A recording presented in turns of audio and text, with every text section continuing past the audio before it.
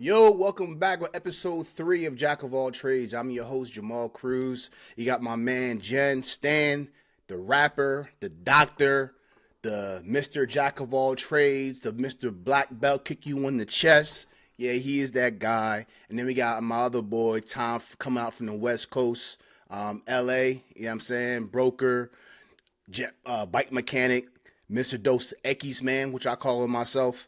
And, this is Jack of All Trades, bro. Welcome to the show. Fellas, talk to me. How y'all doing? Doing good, doing good. It's gonna be 100 degrees this week out here in LA. It's gonna be a hot one. But other than that, man, you know what I mean? It's like I'm about to hit the beach. I think I'm gonna hit the beach after we do this right now. I feel like I need my toes in the sand. That's how I feel. So I'm How much feeling great. how much are tickets to LA? How much are tickets to LA? I don't know. Them fuel prices. They probably a lot now. I don't you know how much said it you costs to said get out right now. 100 degrees. About to 100 go to the degrees. beach. I could do Yes, that to the right now. beach. Take me about 15 minutes. 15 minutes max to get to the beach, real quick. No, it's beautiful. I'm hating. I'm It's hating. easy. It's easy. I'm It's, hating. it's so easy.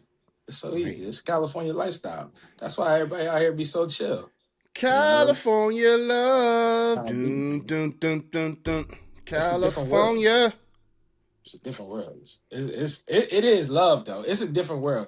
All the crazy stuff that go down and pop off, but it's like you can see some crazy stuff happen over there, and then over there, people just over there buying tacos at a stand.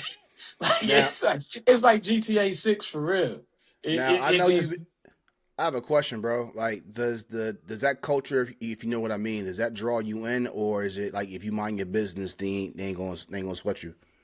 Yeah, if you chilling, ain't Word. nobody worried about that. I mean, it's crazy. Anything crazy can happen. Right. That's anywhere. You could be anywhere. Some crazy stuff pop off.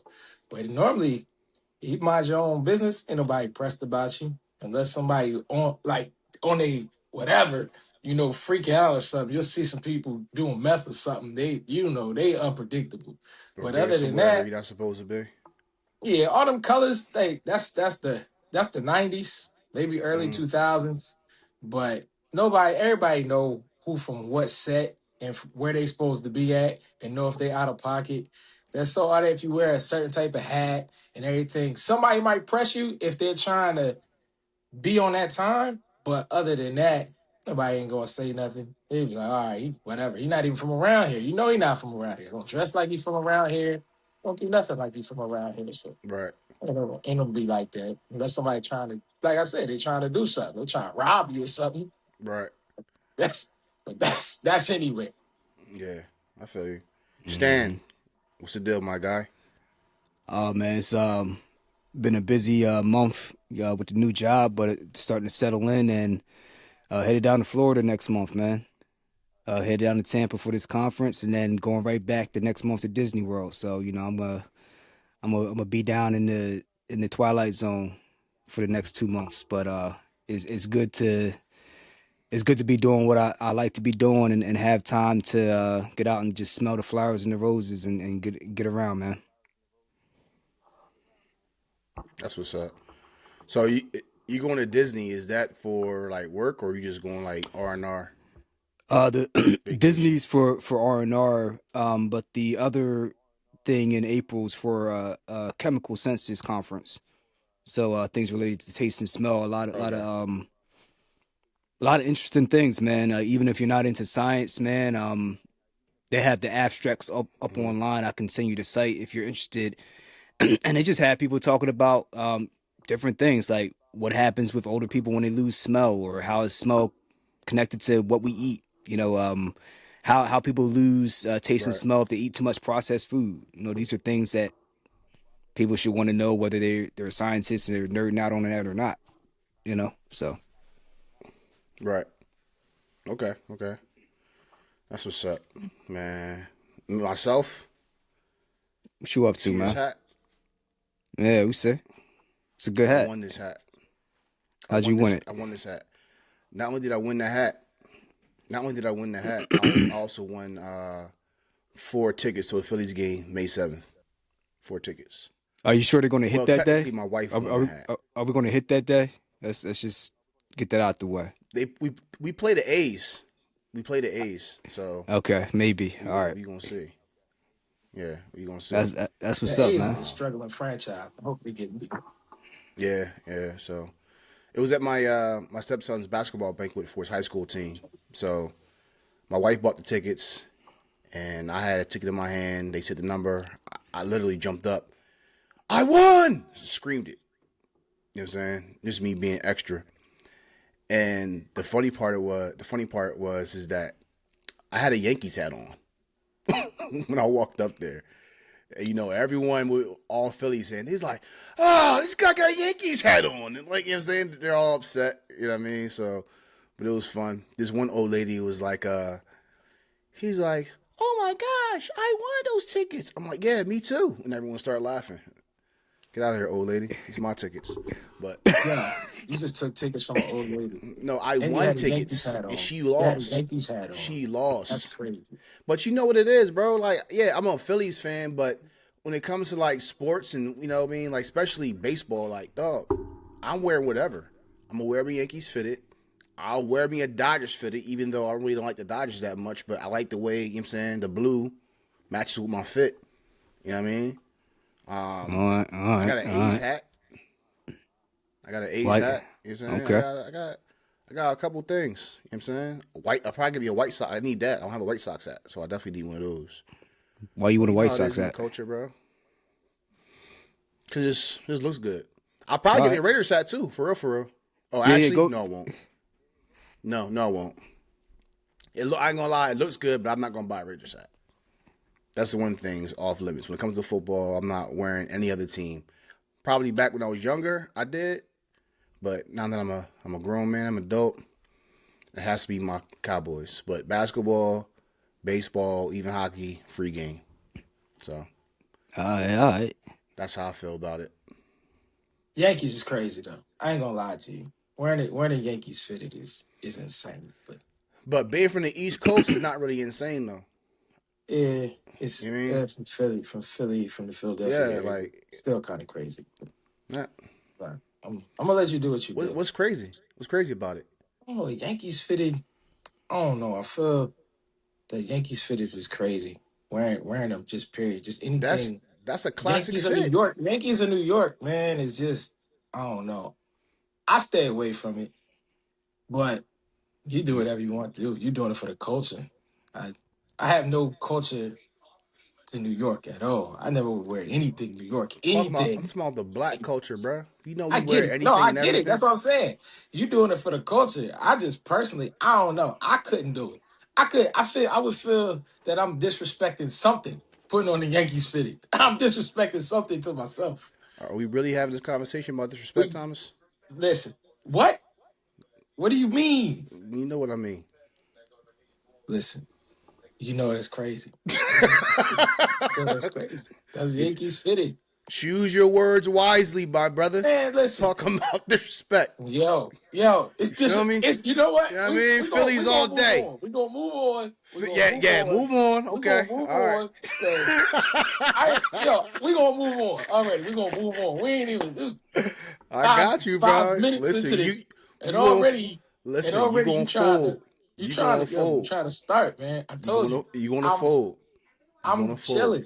I'm chilling. I'm not getting into nothing today. We're gonna have Mm-hmm. a good show. I'm not Mm-hmm. going to I don't even plan on talking no shit. I'm Mm-hmm. chilling. That's Chilling. cool. We'll I'm see. chilling.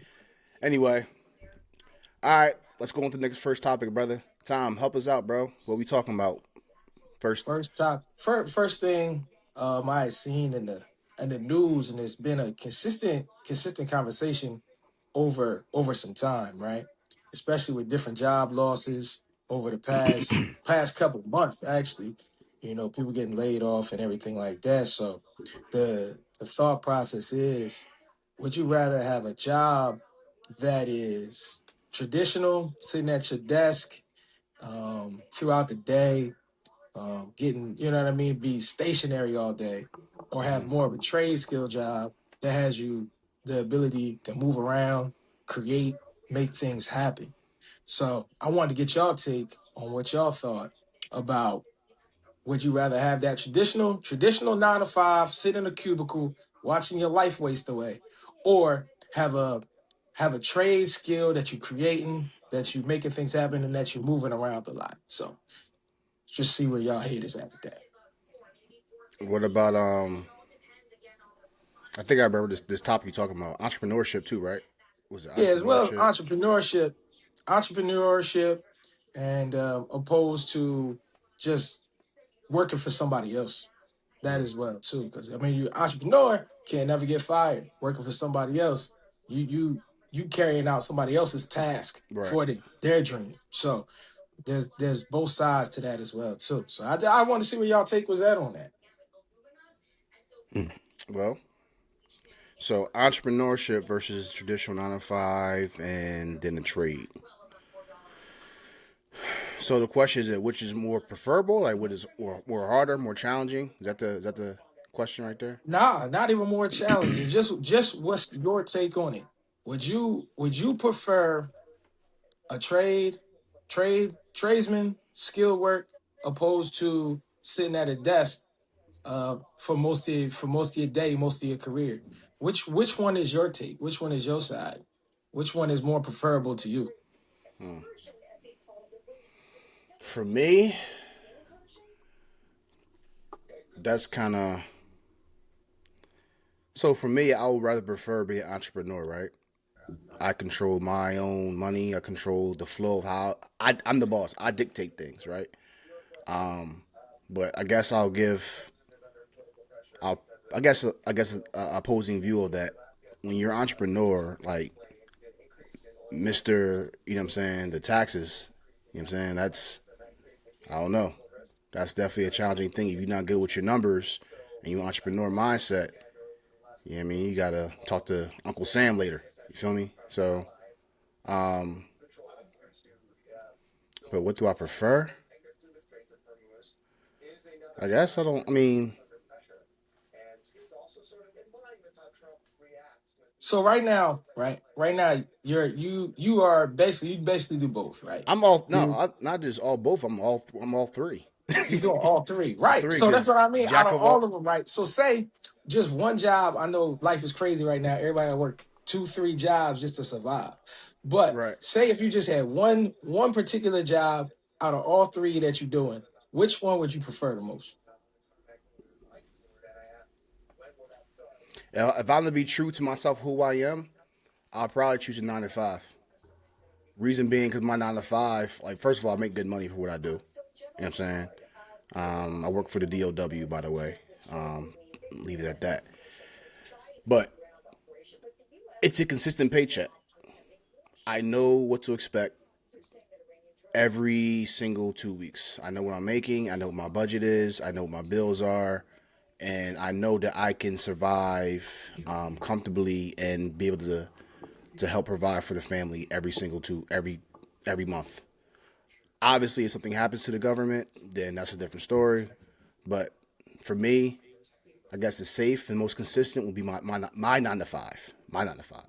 And I like my 9 to 5 job. You know what I'm saying? I like the people I work with. I don't really have anyone like overshadowing me and watching what I do. You know what I'm saying? I'm pretty much self reliant. My office in general is pretty much self reliant, and we just do our thing. So if I would say that, I would probably choose a 9 to 5 because it's more safe and more consistent. Doesn't necessarily mean that I won't take risks, but just I guess you know answering the question. That's about it. That makes sense. Yeah. So you're 9 to 5 though. In your particular 9 to 5, Mm-hmm. is it a more stationary job where you're sitting down all day long, or are you moving around and able to? It's stationary, but I can Mhm. move around. That's what I'm saying. There's really no one really overshadowing me. You know what I'm saying? If I want to get up from my desk and go talk to someone, I could do that. You know what I'm saying? Or if I want to go take an hour, go to the gym for about an hour, then I could do that as well. You feel me? So it's not like I'm just glued to my desk and I got to answer for every minute and every second I get up. Like, where you going? It's not like that at all. Mhm. It won't be the same for someone else, but for me, yes. And I do a lot of things. I'm also a realtor. You know what I'm saying? Right. But real estate is kind of, I mean, if you're real good at it, and there are a lot of people who's real good at it, but in my mind, it's kind of volatile because one month or one season, you can probably have a rough season. You know what I'm Mhm. saying? But that's just my take on it. So right now, I have that, the 9 to 5, and then I have like I'm a dual career agent, right? So anything that I make from real estate is extra, which helps build, you know, my vision and my goals for my family. So but also on top of that, if I'm doing both, it takes more time away from my family because I'm at my job during the week, right?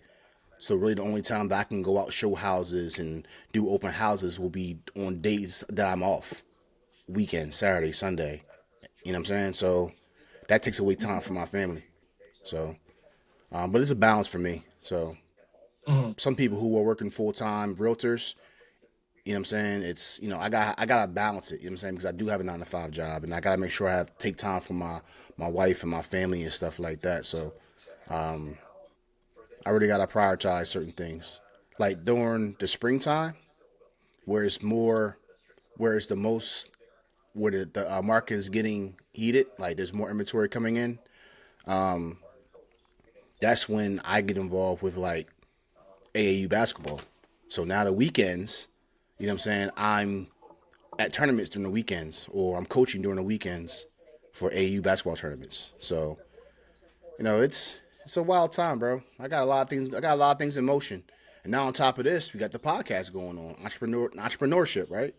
Right. Same thing. Well, real estate is also entrepreneurship mindset as well. You know what I'm saying? It's sales, but it's, you know, you are your own business. You are the realtor. You're just working under a brokerage or a brand, but you are the business. How you market, your your overhead, like what are you paying per month on advertisements, materials, envelopes, et cetera, et cetera. You know what I'm saying? You definitely have an entrepreneurial mindset with that. But that's why I probably said 9 to 5 because I know what to expect Mhm. every month. The consistency of it. Right. But you know that the paychecks coming in. You're not sitting there stressing at night like, oh, I don't know if Right. I'll make this sale. It's Right. it's Right. gonna be a crazy month for me. Type. Right. So I get that from the consistency side of things. How Right. that makes the most sense. Like 9 to 5. I'm just gonna make my money. I'm gonna go home and I'm gonna turn my phone off and not have to worry about what could happen next. I Exactly. get that. I get that. That's my It's- preference. I mean, obviously, real estate. You know, you can make a lot of money in real estate, so I can make more right. money than what my 9 to 5 job can offer. But that's more like a transitional period. Some people can do it right away. Some people take years. I know a few people who were dual career agents like myself that eventually became full time realtors, and they're killing it right now. Mhm. But that's their journey. That's their motion. I'm in my own lane, and you know what I'm saying. I'm behind the wheel of what I want to do. So maybe one day it'll come to that. But as of right now, no, it's not. I'm rocking out on all three aspects: 9 to 5, entrepreneurship.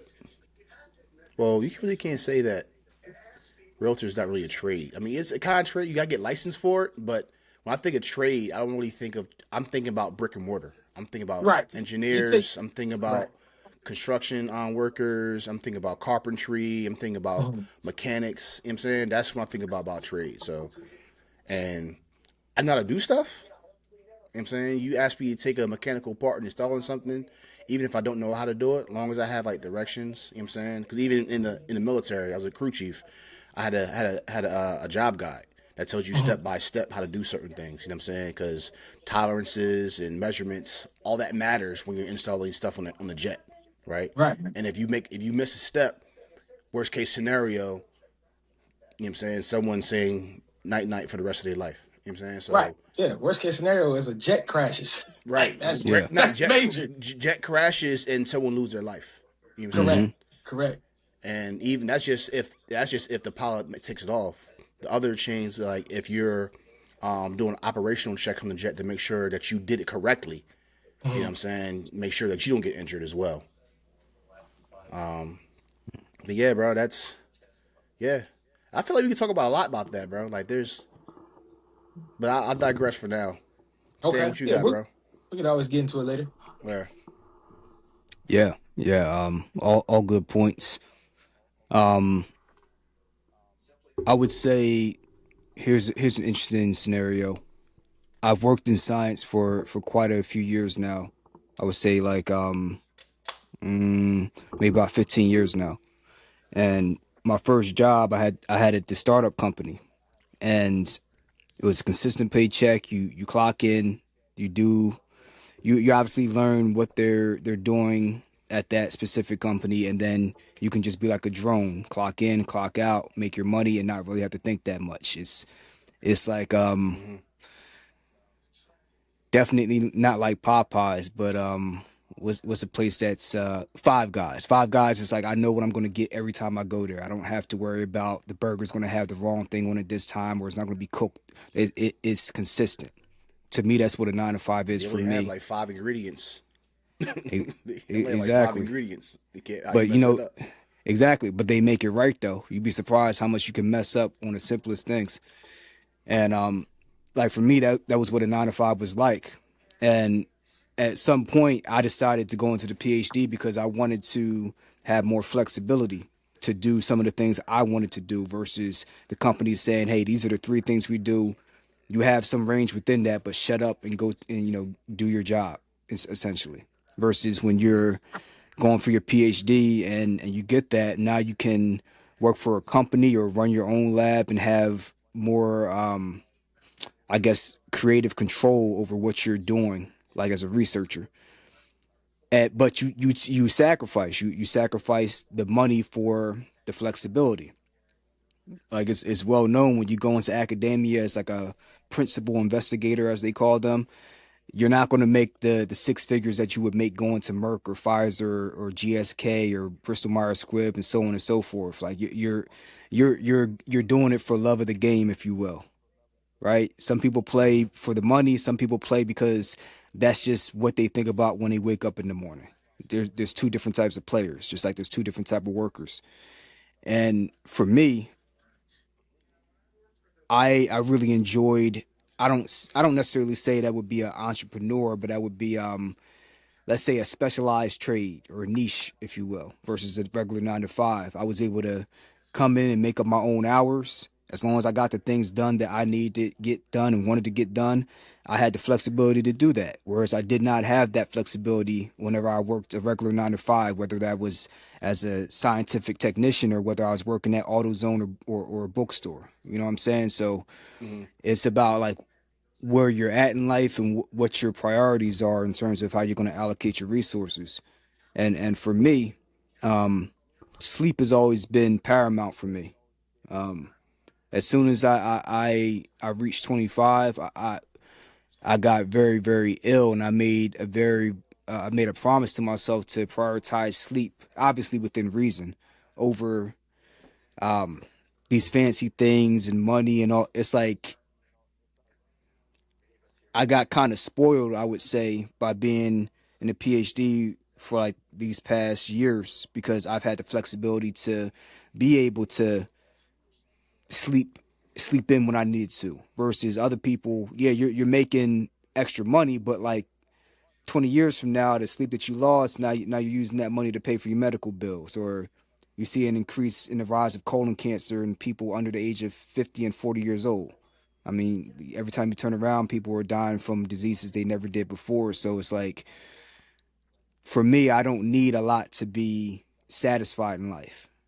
I'm not saying that I'm going out and sleeping under the Ben Franklin Bridge. Like, it's not one extreme or the other. It's just as long as I have food in my stomach and a roof over my head and the people around me are good, I don't need all this extra money. I just need enough where I can just, go get an ice cream when I want to or go on a little trip here and there. Like I, for me, having that mindset, it allowed me to at least kind of start being really selective with the jobs I decide to take versus having to jump at something because you have to keep a certain lifestyle. So for me, I like more of the in between an entrepreneur and a 9 to 5 because I don't want to have to do something that I love because I have to make money for it. I want to do it because I want to do it. Um, Mm-hmm. So whether it's like my music or my podcasting or whatnot, obviously like I that's like the entrepreneurial things that I'm doing. One of them being with y'all with this podcast.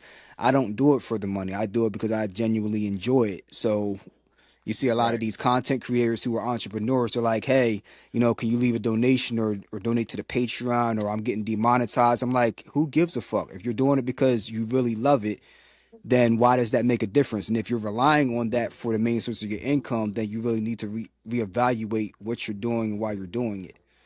Mm-hmm. If you want to make it all about the money, then at some point you're going to compromise what your actual vision is. If it's not all about the money, then you can still keep the vision while being able to live a lifestyle that's comfortable for you.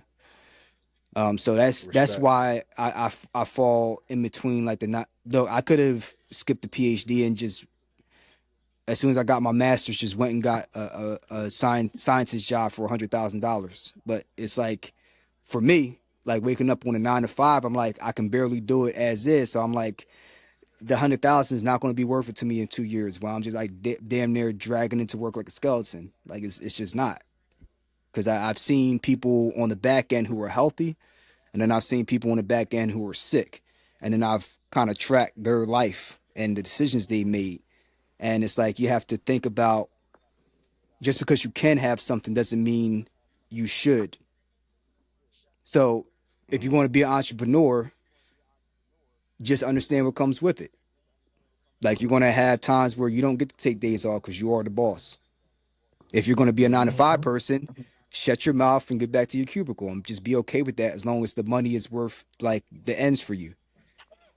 Man Shut said, your shut your mouth. mouth. Shut Shut your your mouth mouth, and boy. get Don't back to say your nothing. cubicle. I mean, that's what they Some say, people right? might quit off that mindset. Like, who you talking to like that? No, don't worry You're going about to it. shut your mouth I and quit. get back in that box.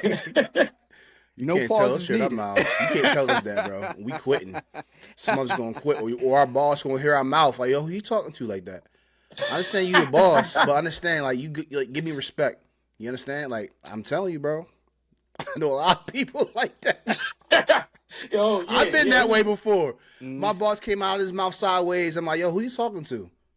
And like, it was in my favor because luckily I had witnesses. You know what I'm saying? But like, I really could have went to HR if I chose to, but I handled it at the lowest level. If you know what I'm saying. yeah, Yeah. yeah. Some of the people be talking greasy. Mm-hmm. Folks, some of the bosses and people who think they have power, they walk around and they act like as if they can't be touched. I'm like, we all employees. Mm-hmm. Like you act like you don't got a boss. Like, what's wrong with you? What you think Folks be about tripping sometimes. what you think about peer to peer? Like when you see your coworker, same level as you are, doing something that's wrong. Like how do you go about correcting them, or do you correct them, or you just let them do what they want to do? Man, for me, it depends on what they're doing wrong. Mm-hmm. If it's something that they could ultimately hurt themselves, or something go really really bad, yeah, it's like hold on, let me go help you out. But if Mm-hmm. it's something I'm over there like they just doing some weird shit, I'm gonna let it go. I'm not gonna stop them You because you gonna just you gonna over let there them, doing stuff. you gonna let them I'm burn? not gonna say nothing. All right, You gonna you let you them got burn? it. You got it, big guy. You got it. No, I feel you on that. Stan, I get exactly what you're saying. That flexibility and that ultimately is peace when it comes down to it. You know what I'm saying? So That part. that flexibility to me translates to peace. And if I'm not at peace, everything is off. You know what I'm Hmm. saying? With my thinking, my day to day, you have room to make mistakes. Not saying you don't have room to make mistakes. You're prone to make mistakes because you're not at rest. You're not at peace. So I respect that. I definitely do. Nah, Yeah, and I it want to made add a on. ton of Yeah. sense. And I want to add on to what Go Thomas ahead. just said.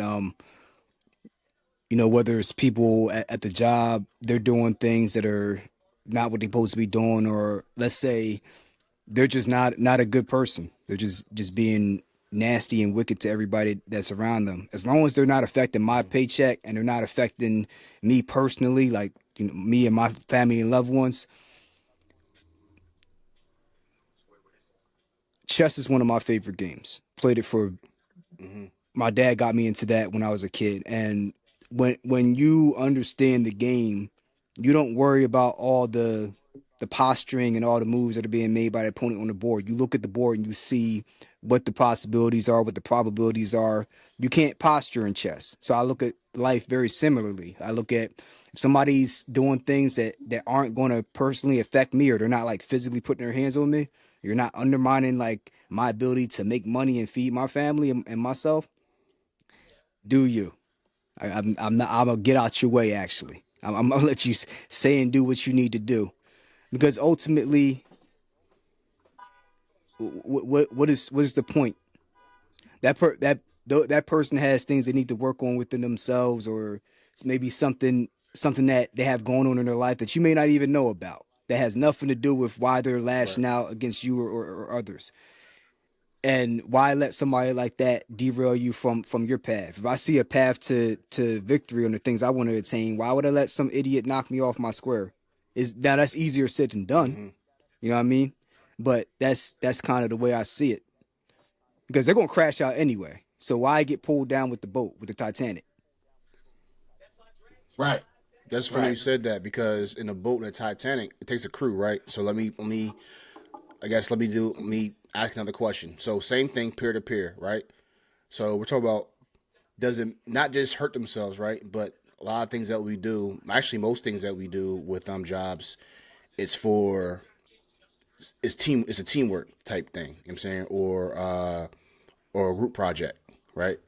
So Yep. do you think it's appropriate to talk to your peers for a group project because their lack of them not doing something is dragging the team down?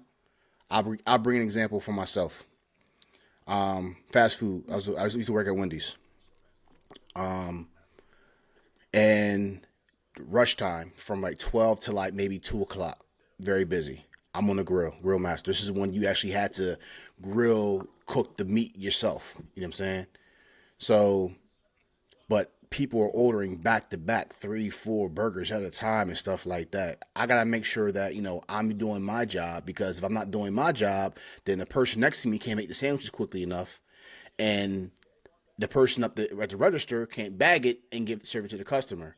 So one day I was actually I was a little not I was lagging. I don't know what it is, but for whatever reason I wasn't doing my job on the grill, and I was falling behind.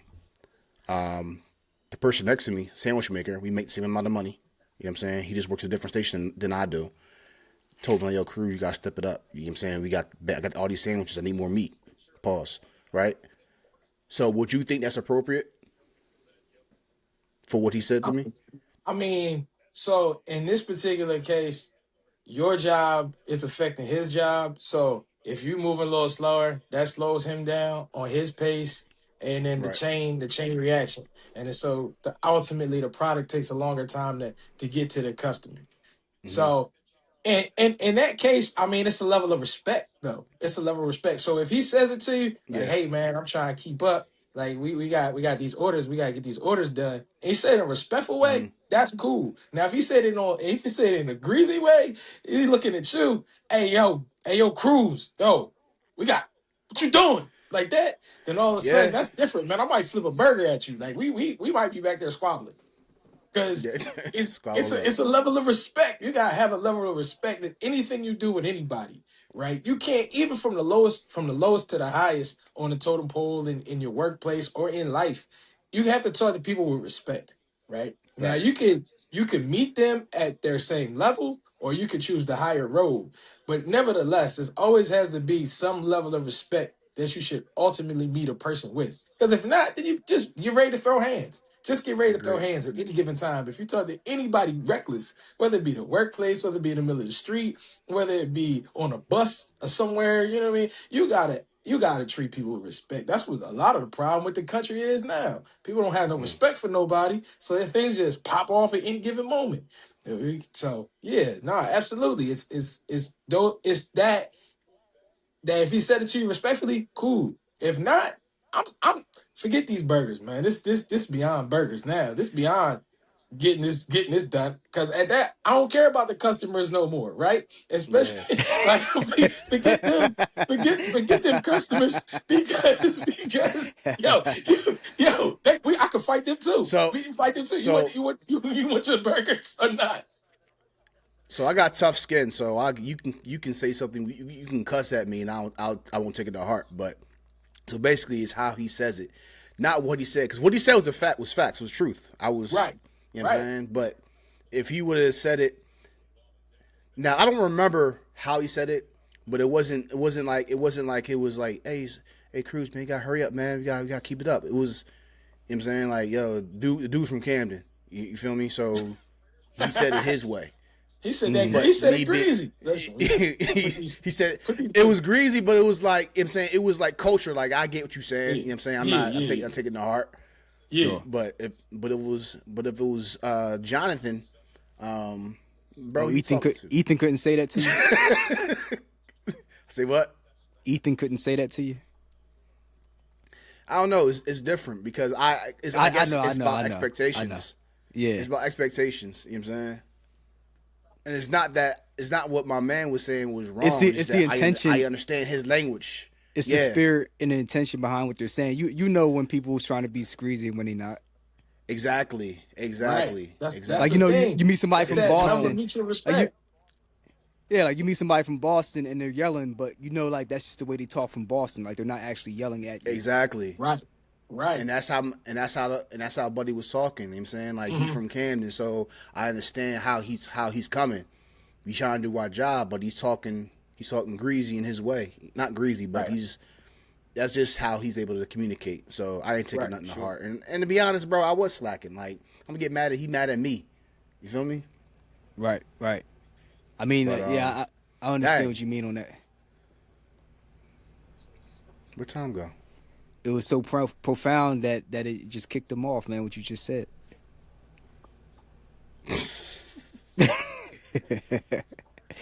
Nah, but that's a fact, man. I wanted to ask him because we answered our questions. Yeah. I want to see what he thought. Yeah, but I mean, yeah. I mean, hopefully he's back on, but yeah, I mean, that's you know, I will tell you, I had one incident where somebody was talking greasy at work, right? And it became a habit. And at a certain point,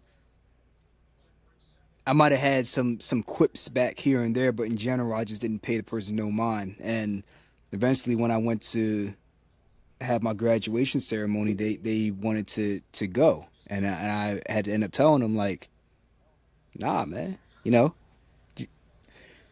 I ain't got to check you in the moment, but most people, they're used to saying what they want to say and there never being any consequences or accountability for what they do. So that person just didn't realize that, oh no, I didn't forget. Like, your time will come. I just have things I need to do and you're just not going to derail me from what I need to be getting done. But when it comes time to celebrating and laughing and joking and having drinks, you're not going to be there. Don't get it twisted. So he can come to your graduation. Oh, no. So it's wild because he can do. No, go ahead. Sorry. No. Yeah, he thought he can come. Like, so he asked to come to your. He asked to come to your graduation ceremony. So what in his mind, what was he thinking that made him think that it was okay for him to go? Did he think what he was saying wasn't wrong, or it was just like? I think that's just the way the person was. They were like that with other people, but for some reason they thought that I was the person to score points on. From my perspective, more than other people. And I'm not the only person that had an issue with this person. When I ended up talking to them, they actually mentioned that somebody else had taken umbrage with them. I think that, and I'm not trying to disparage the person. That's why I'm not really giving out names or like identifying details. But it's just kind of like a little parable, if you will, of, look, man, you want to talk slick and greasy, like you are cool in general, but you're trying to treat me like I'm some peon or underling, right? You act different in front of everybody else, but when we're in private, you want to, you know, the mask comes off and you're trying to be cool. No, we don't do that. So, you know, and like I said, I'm not the type of person to start conflict. I just take my notes, and you may think everything's cool with me, but especially when you do something egregious, you know what you did. Like, you know, and maybe that's just the way the person is brought up and the behaviors that they're used to doing, and nobody ever checks them on it. But that's the way I move. When it's That time when makes it's time sense. for the fun and the celebration, and when I get things on the back end, oh yeah, I have a list of people that, oh no, we can't deal with you. Doesn't mean it has to always be like that, but uh actions have consequences. That applies to everybody, all of us. That That's makes a sense. fact. Yeah, there you go. Yo, can you Yeah. hear me? Is Yeah, my I hear mic Yeah, you. good? All right. yeah, You we just I don't your don't know see mic you. what's up good. with I don't know what's up with the screen right now, but I'll switch over to the iPad in a second. Let me just I'll finish this segment and change up. But yeah, that's you know what I mean? That's the thing. Especially in the workplace, everybody trying to make a dollar. Everybody's just there to get their money, go home, right? And for a person to wild out or think that they better or bring their home problems to the workplace, all that is crazy. That Hmm. makes absolutely no sense. People just come to work and just trip and go in there and then it's like, man, I wanna be better. I wanna move up the food chain, but then disrespect everybody on the way. You're not gonna get nowhere. And even if you do get raises and promotions, them same people you screwed over before, you don't never know. They could be above you one day. And next thing you know, you go nowhere. You stagnant at your job. You're not gonna go nowhere. No progression, no forward progression in your gig. You're done. So it's just it's all that stuff will always come full circle on you. That's why treating people with respect will always do you better than try to treat people with indifference or like you're better than them. No matter how you play it, how you think about it, it's always gonna end the same route. You treat people good, good things will happen. You treat people Facts. like shit, shitty things gonna happen. Even if you think you on that upward trajectory, you thinking, man, I treat anybody the way I want to. Nah, it'll come back. It'll come back Yeah, every single exactly. time. It's going to come around eventually. It's Yep. like a seed, right? So you do good things, you may not receive you might receive reap your harvest just yet, but one day, you know what I'm saying, you will. Same thing when you sow evil. You know what I'm saying? Like one day you're gonna reap whatever you sowed. So it's just a matter of time. Sometimes it may come quicker, sometimes it may take longer, but eventually it's going to come either way. Hmm. So Sure Tom, is. so Yep. Tom, like, what is your to your question that you asked? Like, what is your preference? So my side of things on it all is definitely from the perspective of the trade skillsman side of things, Mm-hmm. which ultimately leads people down the path of entrepreneurship in some form or fashion. Because when you have a trade skill, you can do it on the side anytime you want to, Mm-hmm. especially if you're good at it. People gonna ask you personally to do it for them, right? So I always lead on the side of trades and skills because it opens up more doors than just your strict 9 to 5, where you need other resources to do your job, where it Mm-hmm. doesn't necessarily solely rely on you.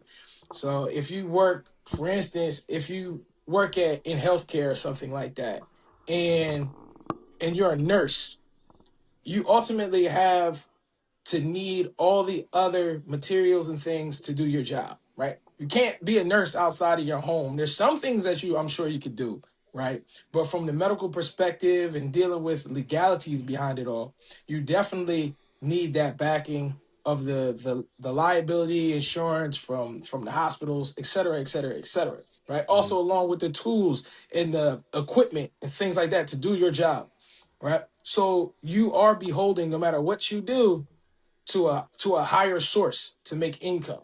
So at any moment, at any time, they can just cut you off. Be like, we don't need you anymore. We overstaffed. Whereas if you're on the trade side, skill side, you can always have a job. Mm-hmm. So I'm always from the tradesman, skilled worker side of things because you can always employ yourself. And especially in a time where em- employment is uncertain, it always leads to that trade skill side of things because you could pay, let's say, to go into a trade, you pay 30,000 for that school. You'll make that 30,000 back much faster than paying 100K to Mm-hmm. get, to get your undergrad, to get your master's, to get your doctorate, and on top of that, depending on what field it is, it always depends on what field it is. But there's many fields that don't even require a ton of skill that colleges will charge you this extreme amount of money for that you'll really never recoup and paying back. So you're forced to do this one job and now you pigeonhole yourself. And that leads into the unhappiness. So Mm. my side of things, I for sure will always lead on the side of skills trade. I love my job. Mm-hmm. It leads into everything what we do. You know, it's the artwork, it's the metalworking, it's the motion. You know, going 100+ miles per hour on a motorcycle, that's a rush. That's a feeling that you can't ultimately get from something else. Um, those endorphins and Yeah. the way that makes you feel, it makes you Be feel careful out alive. there doing that, bro. Please. It makes man, it's all right. It's all right. Been doing it for a long time. I'm good. Like I didn't crashed All all right, types bro. of places. I didn't got up. I didn't got up. Listen, I didn't fail. I get up. But it's that endorphin, it's that rush. And to build something with your own two hands, to see it actually materialize, and to be able to do that and to see something you built with your hands, with your eyes, and other people can see it, it's the most magnificent thing ever. Think about a builder that builds builds a building, right? Even from a house to a skyscraper. Imagine that person that they drive past that skyscraper or that house. Every time they drive by, yeah, I built that. Or I built that wall in that house. Or I built that. Like it brings such an ability to be proud of yourself Mm-hmm. that you can't touch that. And whereas from some other jobs, it's you don't get that same feeling or that same rush. Mm-hmm. The one thing a nurse will get, like if it's an obstetrics, sure. If you know what I mean, you help birth a baby, you're like, oh yeah, I helped birth that kid and now they 35. That's dope. That's you know what I mean. You can't touch that. But some Yeah. things, whereas you're just a person in the chain, you don't get much fulfillment from that. And life is all about fulfillment. So that's where I always will lead on the side of trades, skills, having things you can do with your hands, or your ability to be able to provide for the next generation of something that you can pass down. Mm. That knowledge is paramount. I like that, bro. Yeah. Absolutely. I agree. If we're talking about like generally I said prep. So if we're talking about basically what I think objectively, I would definitely lean on the side of trades because even with all the skills and the employees, even entrepreneurship, guess what? You need someone within the trade category to be either build the building, to build the electricity, to build the plumbing, to do all these things to make sure you have a place to actually work out of. Cities, towns, everything is built on trade. So I agree. If not for the trade category, we probably wouldn't be here where we are. You could have an entrepreneur mindset all you want, but if you don't know how to build or engineer these things, what's the point? Mm-hmm. You know what I'm saying? Mm-hmm. So I agree I with want you to there, add. I bro. want to add on to One that. thousand There's percent. there's a shortage. There's a shortage of people in trades. A lot of the people in trades are getting to the point of retirement age, and they have less going into the workforce. That's is going to get very interesting because, like you said, all these people in the jobs. I don't know. I forgot what white collar versus blue collar is. Which one is the grunt worker versus which one is more like the entrepreneurial or cubicle worker. But the people who take care of the logistics and the infrastructure, if you don't have that, what do you do? And if you don't know how to do that, and there aren't many people going into those fields, at least to keep up things the way that we are used to having it. It's not that there Mm-hmm. aren't people in the trades, but to keep up the world the way we know it, we don't have enough people going into those trades. So you have that, and then you have a lot of people, those jobs that aren't trade jobs, they're easy to cut. So you see, and I used to tell people this when I was finishing up my PhD a few years ago. Before I finished my PhD, I was telling other students, I was like, listen, I know science is all you know, you live, breathe, all science, but you should really have other avenues of income and things that you like to do, because what happens if this doesn't pan out for you? Like, don't think of it could never happen. What if it doesn't pan out, right? And then wouldn't you know, you have the current days and times, the funding gets cut, and then all of a sudden you have all these scientists out here. Oh no, what are we ever going to do? They didn't know. They didn't know. They don't know how to do anything with their hands, like building, um, going and foraging for food, um, Yeah. being able to Right. invent, being able to be financially literate. You know what I Trades. mean? Like Trades, bro. Yeah. outside, if they're not applying for a grant, they don't know how to do other things to make money for themselves. You know what I'm Hmm. saying? Like if it's not coming out of this basket of money that is supplied by governmental agencies, they don't really know how to make money beyond that. So it's Hmm. like, and that can go for any profession. It's like you depend on the system in place, but you really don't know what it's like to know a trade that can help you survive in rough times. Like, can you build a fire? Do you know how to properly put up a wall? Do you know how Exactly. the structure of a house, like basic things? A lot of Exactly. people, Yep. they don't know that. So it's like now you have AI taking all the Shout out to jobs. my traders. Well, these, Shout out I to my. mean, I said traders, but not trade as in trade, but I like know what you my mean. guys who were building stuff. Yeah. Yeah, I know what It you was a mean, play man. on words. Yeah, Play on Hmm. yeah, words.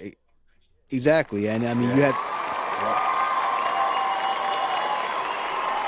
Shout out to go my give yourself a plumbers. hand clap. Shout out to my jet mechanics, my bike mechanics, my electricians, construction workers. Oh yeah. We appreciate y'all, man.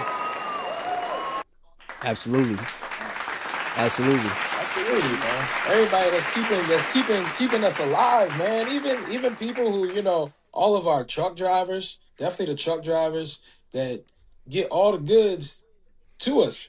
You Shout got out you to my got blue collars, man. you Them got to think blues. about that, man. Like Them this world blues. this world doesn't run without that. Like it just don't move. It don't go anywhere. And those are the jobs people overlook. They're not high profile. They're not, you're not going to make $1 million doing this job. But if this job don't happen, those high profile jobs don't exist. At all. Right, At all, bro. right. At all. So let me ask you this question. Before we move on, I think these two questions are very important. So what jobs or what job, entrepreneur, traditional 9 to 5 or trade, which is more challenging? And I have, Entrepreneur for and I have a sure. second. I have a second question after that too as well. You said entrepreneurship. Entrepreneurship for sure, man. I Just agree. because the uncertainty, it's that uncertainty when I agree. you Absolutely. have you stressed out 100% of the time. It's not I'm stressed out 50% of the time because this project I'm doing at work might go wrong. No, it's 100% of the time. If I don't make this sale, if I don't make this quota, if I don't reach what amount I need to survive, how am I going to supplement myself? If And we that's don't get that's every day. right, we gotta advertise and make sure this brand is sent to all the people so they know who we are, so they can use our services. You know what I'm saying? Which And then if also takes money on top of that. Right, right. And then if you have employees, I got to make sure my payroll is straight Your because if taxes. Yep. because Yep. if my payroll is screwed up, I am the sole provider for other people's lives and families. Mm-hmm. Yeah, If they can't eat, then what am I doing? I'm not only like if I don't eat, cool. I made that choice to be an entrepreneur, but they made a choice to take a job. They didn't make a choice to say, "Oh, I can't eat because he can't eat." They're expecting I do a job, I get paid. Not I do a job and if the owner figures out to do the payroll rate, I get paid. Mm-hmm. So it's a lot of responsibility. It's a lot of stress. It's everything. It's rewarding if it goes right, but Yep.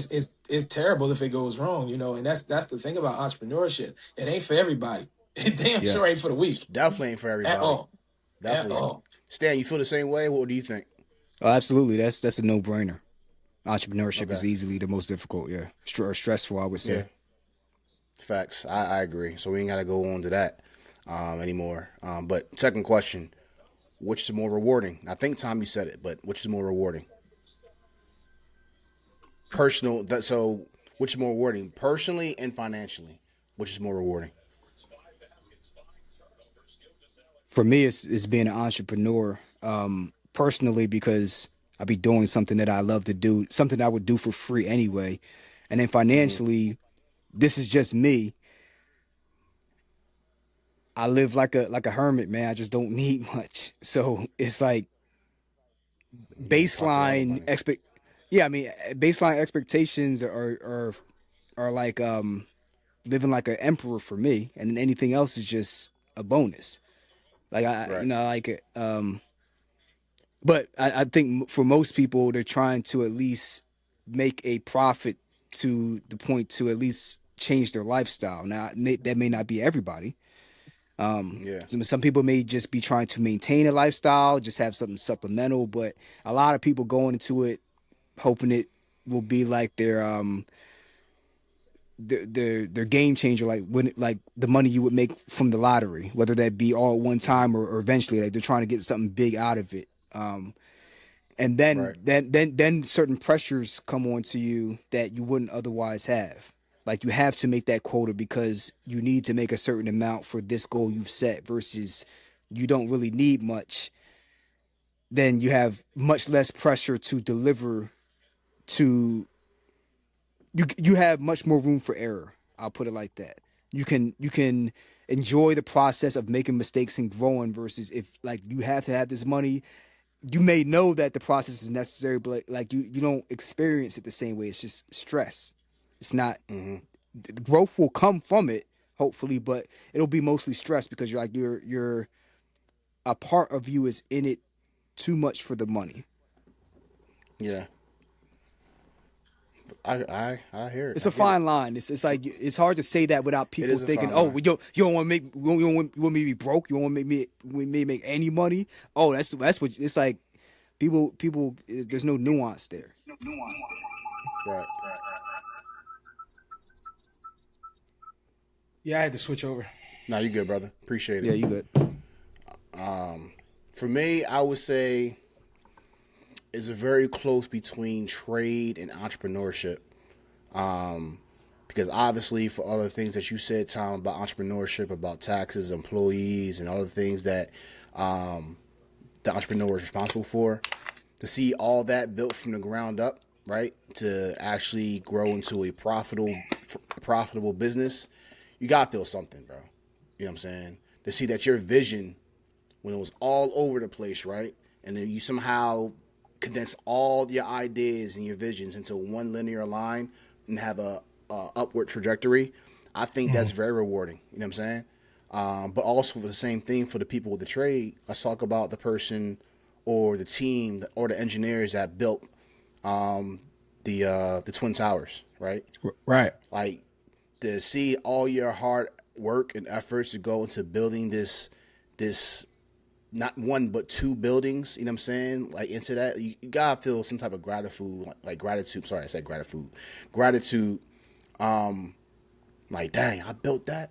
Not one but two. Like, you gotta sit back and look at your craftsmanship. That That's sense of something. pride is Yeah, crazy. it's Yeah, definitely a lot of pride in that. And it may not be as like financially rewarding as an entrepreneur, but again, bro, like who can say they built a freaking skyscraper or could build a bridge or build anything with their own hands? You know what I'm right. saying? That's a different type of reward and feeling that you don't get. Not to Yeah, say man. that people who have 9 to 5s don't feel rewarding for what they do within their time period, but we're talking about what's the most rewarding. I think for me, it's a tie between entrepreneurship and trades. What say you, Tom? Yeah, the most rewarding definitely probably has to come from it is a tough one between entrepreneur. Like if you were forced to choose one between being an entrepreneur and being in the skilled trades, it's a tough one because they both have the end result of production, right? They both have the end result of having something exist that probably didn't exist before. So I would still have to go trade just because entrepreneur is stressful. It's extremely rewarding if you can make it work. and do it, it's a tough one, man. It's 50-50 for me, right? I think I gotta agree with you more on this. Yeah, It's 50-50. bro. I don't think I could choose. I don't think Yeah. I could choose just because of how both of them will end up. You build a business from ground up and you have, and it's working, it's moving, it's grooving. Man, that's so rewarding. Because Like, think about it. you're looking at what you just Yeah. did. You staring at it. You watching the wheels turn, the gears move. In Right. your life that you set up. Like that's extremely rewarding. And on the other side, skilled trades. Like just imagine, and stuff that people can't even see, like being a plumber. Right? Nobody really sees plumbing. Right? It's all in the walls. It's all underground. It's underneath stuff like that. But you can't get water out your faucet unless somebody did that. Exactly.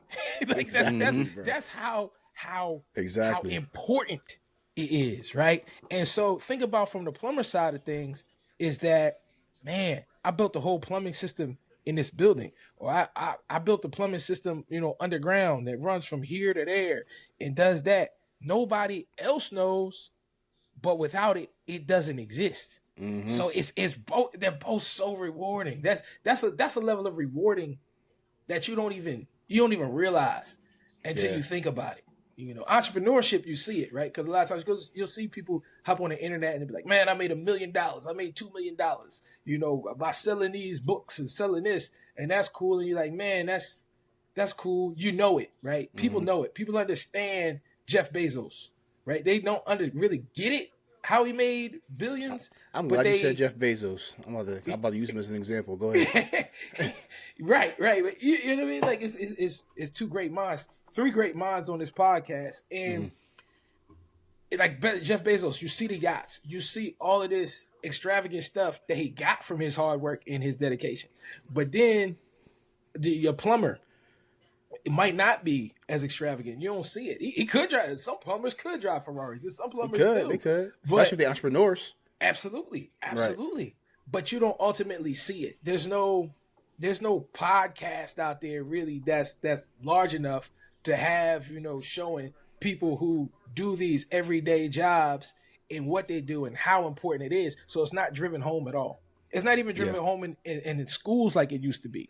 Many years ago, the trade was the thing to do. Trades, people going to trades, and you would want to do it. You would want to contribute to society. Nowadays, it's the get rich quick schemes, and everybody wanting to do this and do that. But yeah, they're still both just as rewarding, man. That's great. That's a hard question. I didn't realize that was such a hard question to touch on. Bro, that's what I'm saying. You put some thought into it, like, I don't know. But I don't know. But to wrap this segment up, because we still got 2 more seconds we gotta go to, and we've been recording for an hour. Jeez. It happens so fast. I know, bro. I feel like we've been talking for only about 10 minutes. Right. But to sum it all up, I think, although we talked about what's more challenging, what's harder, what's more rewarding, I do believe that all 3 are required, right? I think they're all equally as important. Entrepreneurs don't make money if they don't have the trade to actually build the structure and all the things within inside, the computers, the cubicles, the walls, the plumbers, the electricity, even the manuals and the paper. Like someone's in trade creating paper and creating books. You see what I'm saying? Like the things that we don't even think about. Someone in trade has built that. You feel me? And then on top of that as well, as an entrepreneur, you need the employees to maintain and keep, the lights on. You feel me? You got to make money somehow, some way. So I think all 3 are equally as important and required. Because not everyone has an entrepreneur mindset. They're fine with working a regular job and just, providing for the family, going on vacations a few times a year, and be just fine and collecting retirement. And then you got people, like the trades that, they're good with their hands, and they build stuff. Like even think about our weapons, who built a 9mm? You feel me? Right. Like who engineered a bullet and perfected it over time and time. Someone with the trade did that. A lot of things that we like to do, are because of trades. And I respect to all 3, man. So whether you're an entrepreneur, whether you're a 9-to-5 worker, you're a blue collar tradesman, salute to you. Keep grinding, keep pushing forward, and we thank you for everything you guys are doing. Because without you guys, we wouldn't be here. We wouldn't be the America that we are today. Oh, clap it up for that. Clap it up. Yeah, for clap it up for that. Clap it up for that. Clap it up for that. Clap it up for that.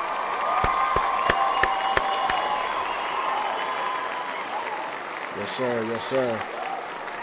All right, so on to the next topic. Let's go. You see me getting nice with these. You got that tools over soundboard here. working. Yeah. So the next topic, right? Next topic. Bam. 83 points. 83 points, bro. Stan, take us up. What was the question that you had, or the statement that you had? What was it? The statement was, how impressive was this 83-point game compared to the other two we know, with Kobe Bryant back in 06 and then Wilt Chamberlain way back in the day with the 100 points. Now, did any of you guys actually see the game or see the highlights? I was looking at the highlights I and went then back. yeah. There's a lot of things, a lot of question marks there.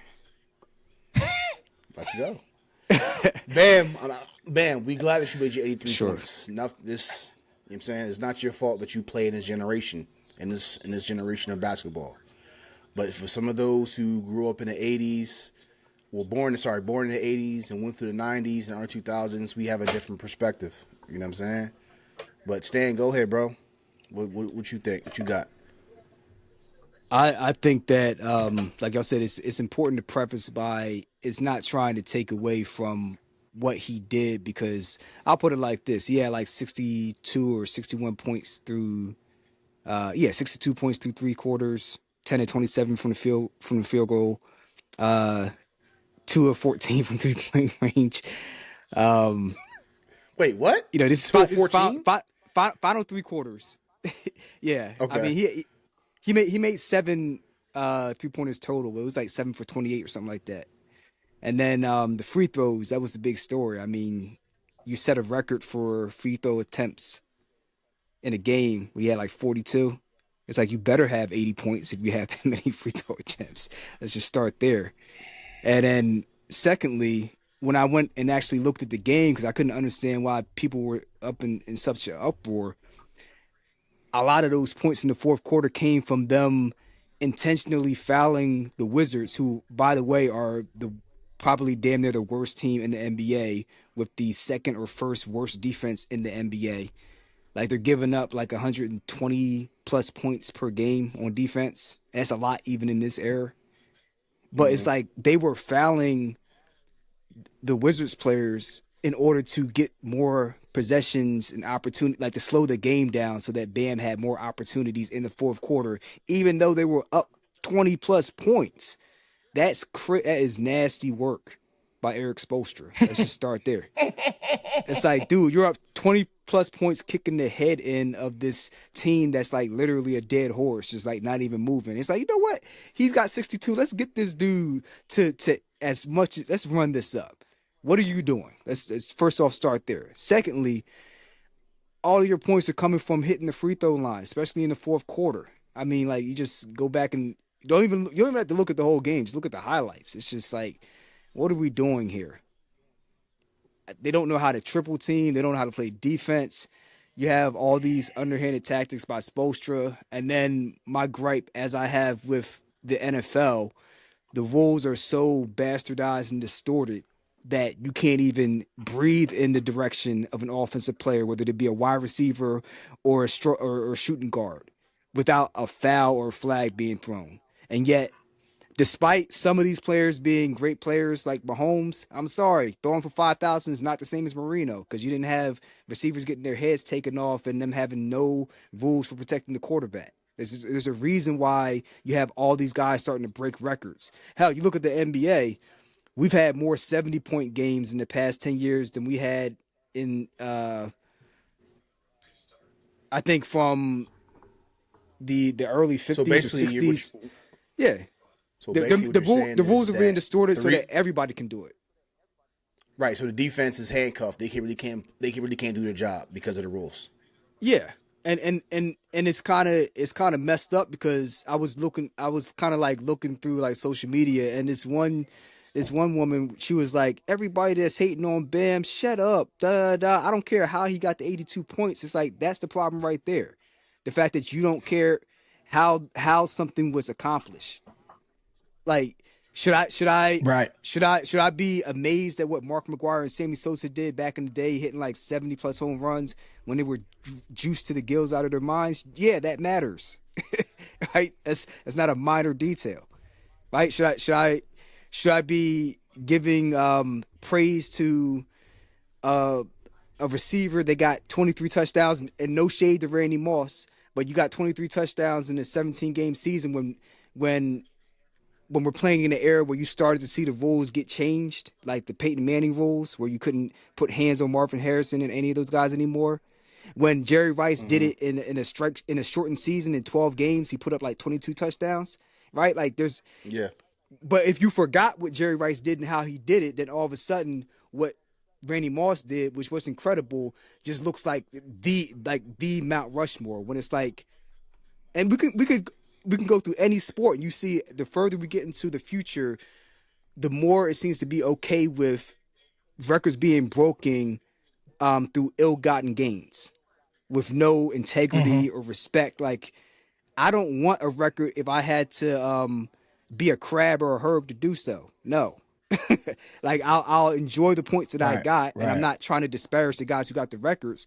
But like, if I score 83, me personally as a player, I'm like, that's cool. But like, I didn't have people guarding me like Gary Payton when he could hand check. So like, it don't mean as much to me. Like, now, if I got Right. 120, now that's different. That's different, right? The stats match the inflation, if you will. But nobody's talking Yeah. about $1 I million like that. like it's still a lot of money. Like, that was a lot of money back in 1980, but now people are like, $1 million. Oh, you're broke, right? It's Yeah. contextual, right? So but if Yep. you made $50 million today, now I can be like, okay, cool.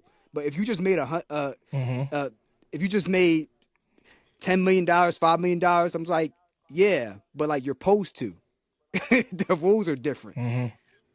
So I mean, there's so many different factors, but I think it's really the thing that irks me is people are like, I don't care the fact that the game has been made so easy that people can flop and flop to the ground with nobody touching them and get a foul call, or you take away Thanks, hand LeBron. checking, so or you take away hand checking, so now everybody can get open space to shoot threes because they're afraid of you driving past them. Like, if I wasn't afraid of you being able to drive past me because I'm going to be called for a foul, guess what? A lot of those 3-point shots that you get open attempts on, you don't get them, right? And some of those 70-point games you see by, and I'll even be fair, Joel Embiid, Donovan Mitchell, Devin Booker, even Kobe Yeah. Bryant to a certain extent, where he's taking all the shots, right? It's like, you have to be objective about what you're seeing as opposed to just taking things at face value. So it's like, that's why people can't understand why he's getting so much pushback, but it's because the people that watched basketball prior to like 2015, they remember what basketball used to look like, whether you're 30, 40, 50, 60, 70, 80, right? Versus if Playing you're like defense. 25, 30 years old. To be fair, how could you know? Because you've never seen anything. And unfortunately, a lot of people nowadays, they don't go back to look at what it used to be. So that's my Right. take on it. Yeah. Let me look at these stats real quick and Look at let the me know. stats. But yo, check So, this out, right? eight- Go ahead. So 83 points, obviously, 9 rebounds, 3 assists, field goal percentage, 47%. So he made 20 out of 43. 3-pointers, 7 out of 22. Free throws, 36 out of 43. That's where he got his bread and butter at. 2 blocks and 2 steals. Right. Listen, you don't bench Bam, but I'm just saying, you missing you. Yo, The stats don't match with yo, what you got sitting on the bench like, bro, like 20 out of Yo. 43. You went stats 3 for don't Seven, match. seven, in the seven out of fourth quarter. 22. In the fourth quarter, I'm gonna put those in the context for you. In the fourth quarter, he had 21 points, 3 for 8 from the field, 1 for 6 from 3-point range, and 14 for 16 from the line. And in the final 9 minutes, he only made 1 field goal. One. That's what I'm saying. The stats Crazy. don't match. He was going up. So, and this is why I had to go back and watch. I had to go back and watch Kobe's 81-point game. Right. I'm glad you did. Go So ahead. check this out. Right, when they were playing Toronto in the third quarter, the game was tied. It was 85-85. So the game was close. Kobe just took over the fourth quarter. That's all it was. It was just him just taking over the fourth quarter. It wasn't. I'm looking at the shot chart from back then. He was going crazy. Yeah, He it was going just crazy. Kobe just going crazy in the fourth, It scoring was these one of the points most to win the It game. was one of the most efficient games, high volume games. Period. Like forget the There you 81 go. points. Efficiency. Yep. So it was just Kobe doing this thing in the fourth quarter. His hard work, his perseverance in how he approaches the game. See, Bam's 83 was bullshit because of all the fouls. Every time this man was going up to make a layup, they was fouling him. So he was getting 3-point plays over and over again. Were they hard fouls? Were they fouls like, come on, I wouldn't even call Ticky that. tacks. Yeah. Ticky tack fouls. Yeah, there This you man go. going up for a layup. Ticky tack fouls. And then this is what actually frustrated me the most. As Bam is going for this record, the Wizards bench is standing up watching him. Damn near might as well have been cheering for him. The other team. Okay. What? I don't know if other people, See, I don't know if anybody caught this. We're I from a don't know if different they era, caught bro. it or was paying attention to what was Nah. happening. The Wizards were standing up watching. Now, I'm not saying they was cheering him on. Like, I like cheering. Might as well be. But they was standing up watching. Like, Michael Jordan would have never gone for this. Kobe would have never gone for this. Shaq would have been this. Shaq, I'm sure he is disappointed. Oh, every single last player from yesteryear, and that's where the argument and everybody's up in arms because the approach to the game isn't of competition anymore. It's just I want the next man to win. What type of competition is that? That isn't competition. What happened to wanting to be again, we were talking about a few episodes ago about boxing, about wanting to be the best and having pride in your craft and what you do. Like, dude, like, what? First of all, I'm not letting anyone put up 83 on me. Facts. Period. Facts. You know what I'm saying? Like, I'm like, yo, 83. listen, I'm telling everyone got the way I'm guarding him. You know what I'm saying? Because I'm not letting him get this off me. And then I might, like, for real, like, in the competitive way, I'm arguing with the ref. Give me a tech. I don't care. You know what I'm saying? Like, I'm arguing with the ref. You might have to foul me out. You might have to tech me out the game. Because I'm going to say something like, this is BS. Absolutely.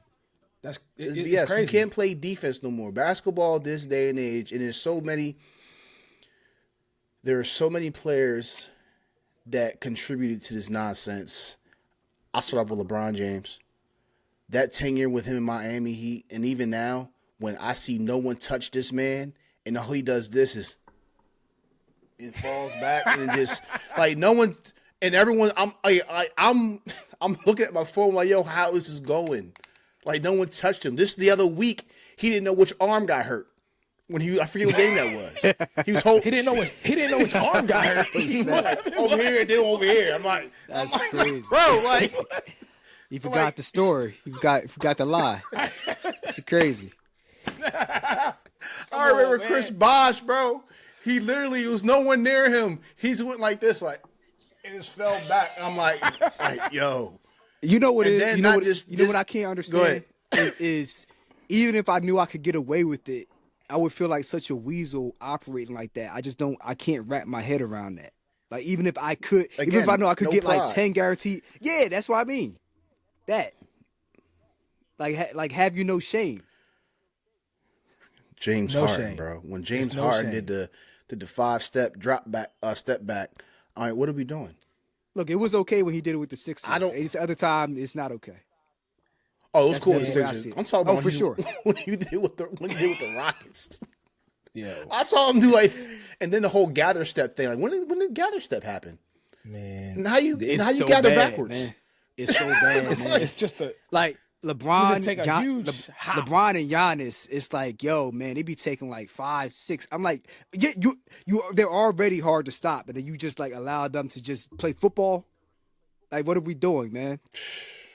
Yo, it's crazy. I remember there was that one play where somebody threw an inlet pass to LeBron down the court. He caught the ball at half court and didn't he ain't dribbled the ball one time. Yeah, And he was just carrying the runs ball it. with one hand, and the other and the guy that was in front of him was like And no one called it. No one said nothing. I'm like, what are we doing? Hey, you know the They're rules, son. pointing at him like, what are you doing? You know the rules, son. The check clear. I can't do nothing about it, man. Brian Oh gonna my get his, man. gosh, bro. It's so frustrating. The NBA is frustrating. killing itself. It's killing itself. That's what And it's killing itself. Yeah. it's killing itself. And now we got people from other countries that's actually getting it off in the National Basketball Association. People from Canada and Europe and stuff like that. Freaking Shai Alexander, bro. Free throw merchant. Oh yeah. Oh, I so wish they didn't win last year. Yeah, I mean, he just broke Wilt's record for the most consecutive games with You 20 can't points guard that man. Not that he's unguardable. It's just that you can't give him no bump at all. Yeah, you can't touch him. You can't touch you know him. what I mean? It's like let us see greatness without you trying to artificially inflate the numbers. That's what's annoying. Same thing with football. It's like they want to inflate the numbers so that you can play fantasy football and fantasy basketball and DraftKings and stuff. Otherwise, if they weren't scoring, it wouldn't be lucrative. So it's just like, let's get these points up. More scoring does not mean the product's better. Oh, see, they're scoring more. Yeah, it's because you're allowing them to play flag football. Like you can't sneeze on it on, and it's like hockey is kind of happening to there too, but it's really basketball and football where it's the problem. Did you say hockey? Yeah, because they don't let you hit. And to be fair, they need to clean that up, man, because they be fucking they be horrible with the blindside checks and stuff. But like, they still let you play in hockey. With football and baseball, like you can't even be physical at all. It's just disgusting. So it's just like, I'm glad the Eagles got their rings, because even moving forward, it's just like every year it just gets harder and harder to watch the sport, man. Even the times we won, I'm like, this sport's starting to get trashed like basketball. I can't.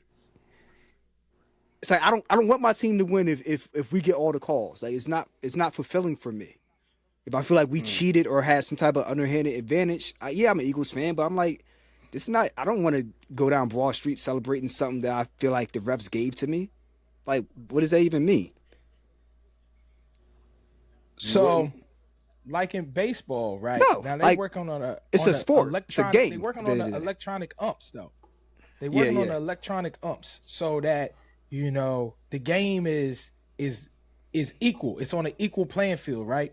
Not having to worry about whether this ump is cool with this player or doesn't like this player, to take the human error out the game. So would you like to see that more, something like that in the NFL, whereas some play calls are less called by, let's say, the challenges are done in Jersey, right? Where it's it's still human eyes on it. Would you like to see it more of an AI type of situation on the challenge plays then? That's something to think about. Like the obvious knee-jerk reaction would be like, oh yeah, of course, but I have to think that one through. Because like what we're seeing with what's it called, the ABS system for baseball or something like that. Yeah, some of the calls have been having some of the calls been inaccurate. Like they missed 5 different calls in one or multiple games or something like that. Absolutely, yeah. There's been so it's like calls where you have to work the bugs out first. Like it's good in theory in a vacuum, but I think there needs to be maybe during spring training, just try it out for a couple years during spring training and see how that works first before you start introducing it into the baseball, game. Right? Yeah. Well, no, I'm talking about for the NFL, but the system, the same thing with the NFL when they introduce more new things like that. Introduce it during the preseason, when there's a bad call, you could have because sometimes even the guys back in New York, when they send it back to New York or C-Call, because they get it wrong, and you'll have somebody like I forgot the Mike Dean Blandino, he'll be at a game saying, oh yeah, I don't know what they're saying in New York because that's not what I'm seeing. So why not have some type of middleman like AI, because even they still get it wrong. So right, and there's some instances where it's like, and I'm gonna make it personal, the tuck rule, man. Tom Brady got to a Super Bowl. Tom Brady. Oh yeah. It was like he's still the GOAT. Michigan Wolverine. Nah. Joe Montana. That's my GOAT quarterback GOAT. for sure. Tom Brady's the GOAT. Didn't need deflated footballs and didn't need Spygate. Let's just start there. Man. Yeah, I said it. Facts is facts. They burn Yeah, the you tapes. said it. You know how You they said do it. that. Montana's my favorite quarterback. Montana is my favorite quarterback. Tom but, Brady. And he Montana's still my won favorite with the Buccaneers. But yeah, no, Brady's Yeah. the GOAT though. Yeah, Brady's but the he GOAT would, for sure. He's the GOAT. but would he have 6 or 7, or would he have like 2 or 3 without all the things against the Eagles and Let's the say Rams 5 and the Let's Panthers? just say 5. I'd say He 4 or probably 5. like 5. 4 or Probably 5. 5. Yeah, 4 or 5. Yeah, 4 or 5. Think Still so? GOATs. Yeah. 5. I'm Yeah, not he's saying had that 4 he's or not. 5. I'm not saying he's not a great quarterback. I think that there's a lot of great quarterbacks that didn't win a lot of Super Bowls that didn't have Bill Belichick. Let's just put it like that. Dan Marino, pound for pound. You take got you. if you take All right, Peyton hold on, Manning, hold on. if you take Peyton Manning and put him on the Patriot teams, they don't fucking lose a Super Bowl. Hold up. Forget the cameras. I You get don't you need with the the cameras. I got you with the hypotheticals. I allude to that. I agree with you, but Tom Brady left Bill Belichick and still won with another team. Yeah, Yeah, That's I what think makes he's him a great GOAT. quarterback, That's but why I'm I just- give him. Yeah, But does that make him the GOAT? And Though? he- That's what I'm saying. I mean, like, Hell yeah. yeah, that makes him the GOAT. how's that in I a vacuum make him a GOAT? I don't get that. Because it was. Come on, bro. You saying Belichick makes Brady? That's why they win, right? No, Okay. no. So I'll run with that. No. I'll run with That's that. no. That's not what I'm saying. I want to get my position very straight. What are you saying? I Okay, think yeah, that Tom Brady. I want to hear this. Go ahead. I'm saying that Tom Brady contributed the majority of the contributions to those Super Bowls, in my opinion. If you take away the intel, because I'll even go back to the Eagles Super Bowl. Before halftime, Tom Brady looked lost against the Eagles defense, just like he looked lost against the Rams defense, just like he kind of looked lost against the Panthers defense. If you remember those first 3 Super Bowls, that Patriots offense was not anything special at all. It was those defenses with Richard Seymour up the middle. They never were. I know. They never were. I know. So, like, how many of those do they win by 3 points with Spygate versus you take Spygate away and they have better teams, but now somehow, some way, they start losing by 3 points? The margin for error. Yeah, 6. So that's why we said that without those, we say Tom Brady still wins 4 or 5. So you Take away the 3 that Spygate. Just take away Deflategate. I know. So Then look what at other gates then, are we going to give? I know. Look at the Super Bowls after the Spygate era. You lost against the Giants. Then you lost again against the Giants. Then you lost another one. Well, you won one. They were good football games. I know. But go ahead, But that's the difference between winning by 3 points and then seem like you suddenly figured out everything in the second half after looking absolutely clueless in the first half versus the after Spygate when you have objectively better teams and better offenses, should I say. But now all of a sudden you're looking like you cannot win these Super Bowls in these tight games. And then you won one against Seattle because Pete Carroll went brain dead at the goal line. So it's like but these they're these still little making it. But they're still making it to the show though.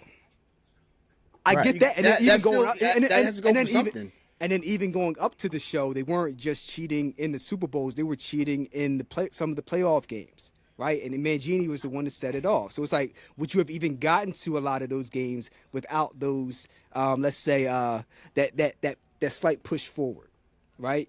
Would you have made it past the divisional round against the Peyton Mannings? I think so. I think they were just a better team. They were a better coach.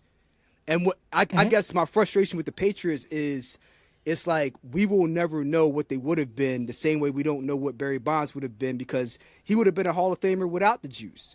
So, like, it brings those questions into mind, like, would you have gotten to 700 as opposed to just getting to like 550 or 600? That's the point I'm trying to make. Like, how would you have been any different than the Terry Bradshaws with 3 or 4 Super Bowls? Or would you be different from Joe Montana with all the Super Bowls he got during the 80s? Or would you be different from John Elway going to 5 Super Bowls and then winning 2? Like, what would have distinctly made you different from those guys without having those first 3 years against and all those teams? Like, I'll give you another example, like the Rams. In that Super Bowl, Marshall I will Faulk say talking this: Peyton Manning's the only one that actually left the team and won the Super Bowl somewhere else. Out of Right. the people you named. That was gonna be my same argument as well. Too. Yeah. Tom Brady won with another team. Sure. I think I put Tom Brady. Tom Brady's in my top 5. I'm not putting a number on it. Like Joe Montana is still like not just the rings, but under pressure without any help. Like Fellas, just we getting got it done. we gotta like- bring it back in because we went Yeah, way yeah, off track. We talk about the Bears. Joe Montana. How did we get here? I just had to like. Joe Montana right now. We talk about Bam's 83 point. I don't know how we got here. I can't wait to look back and see how we got here. Yeah, I don't remember how we got here, but But Tom, but Stan, let's put a pin on that because that's really obviously that's good conversation. But we gotta get back to Bam, and I hope you know where we left off. Start with Bam Adebayo. you said y'all Joe said something Montana. y'all said something to set me off. I don't remember. I can't remember it either, yo. I'm about to let you cook, but I was like, no, we gotta get back, bro. We'll be here for 3 hour and a half, But bro. people going But- like this.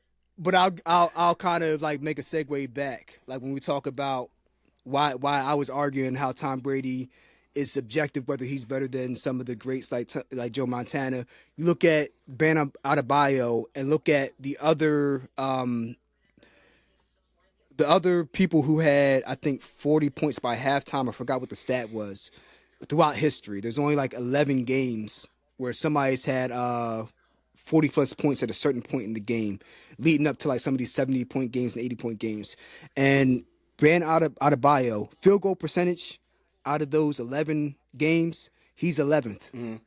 2-point percentage, he's 10 out of 11th. 3-point percentage, 10th out of 11th. Free throw attempts, first. And he's also first in missed threes in this type of game. So it's just like when you compare with Kobe Bryant, Wilt Chamberlain. There was 2 other guys in the 70s and 80s I can't remember. Even if you look at like let's say Luka Doncic or Real quick, Stan. So you heard the phrase "numbers don't lie," right? sure. I would say These numbers lying. these numbers are lying. Yeah. Because if you look into the numbers, they will reveal the truth. So are they lying? Or it's all about interpretation of the numbers? Honestly, man, like numbers are this, that, and third, but like people just use your fucking eyes to look at the game. Like you know, Right. the numbers just like back up what your eyes are seeing. Like let's like stop all this silly talk, man. I got you, bro. I got you, bro. If you can't tell if you can't tell the Frisco's from like Popeyes, then something's wrong with your eyes, man. I don't know what to tell you. So, Sheesh. And your taste wrong. buds. Exactly. You get taste buds. exactly. Something going on. That All right, answer your listen. question? Yeah, more than definitely. All right, yes, let's wrap All this right. up, man. Yo, but since we start talking about football for about at least a Yeah. good 20 minutes in the basketball topic. Let's talk about these slime balls, man. Let's talk about these slime balls. Yeah. Let's get to it. Yeah. Next one, bro. Yeah, these slime ball. Take us up, Stan. You want one? Who's the slime ball? Raiders. Who are the slime balls? The Raiders are slime balls or the Ravens? No. I just had to give out my chant for Just my let team them know. because we still gonna carry All on right, regardless, even though they did us grimy. It's like dog, man. So Yeah. who's the slime ball? And Oh, the obviously we're Ravens. talking about the Max Crosby. Oh, the Ravens. Ravens. They was Ravens. we'll go trade. Never mind. Psych.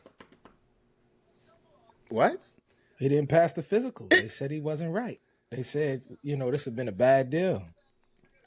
Is this so? And Stan, they have a you history follow of doing team this more- too. They have a history of doing that too. They do. did Okay, that. talk to me. Talk to me. I forgot who Let's they go. did that with before. It was a trade back in the 2000s. They also pulled out of a trade for a failed physical.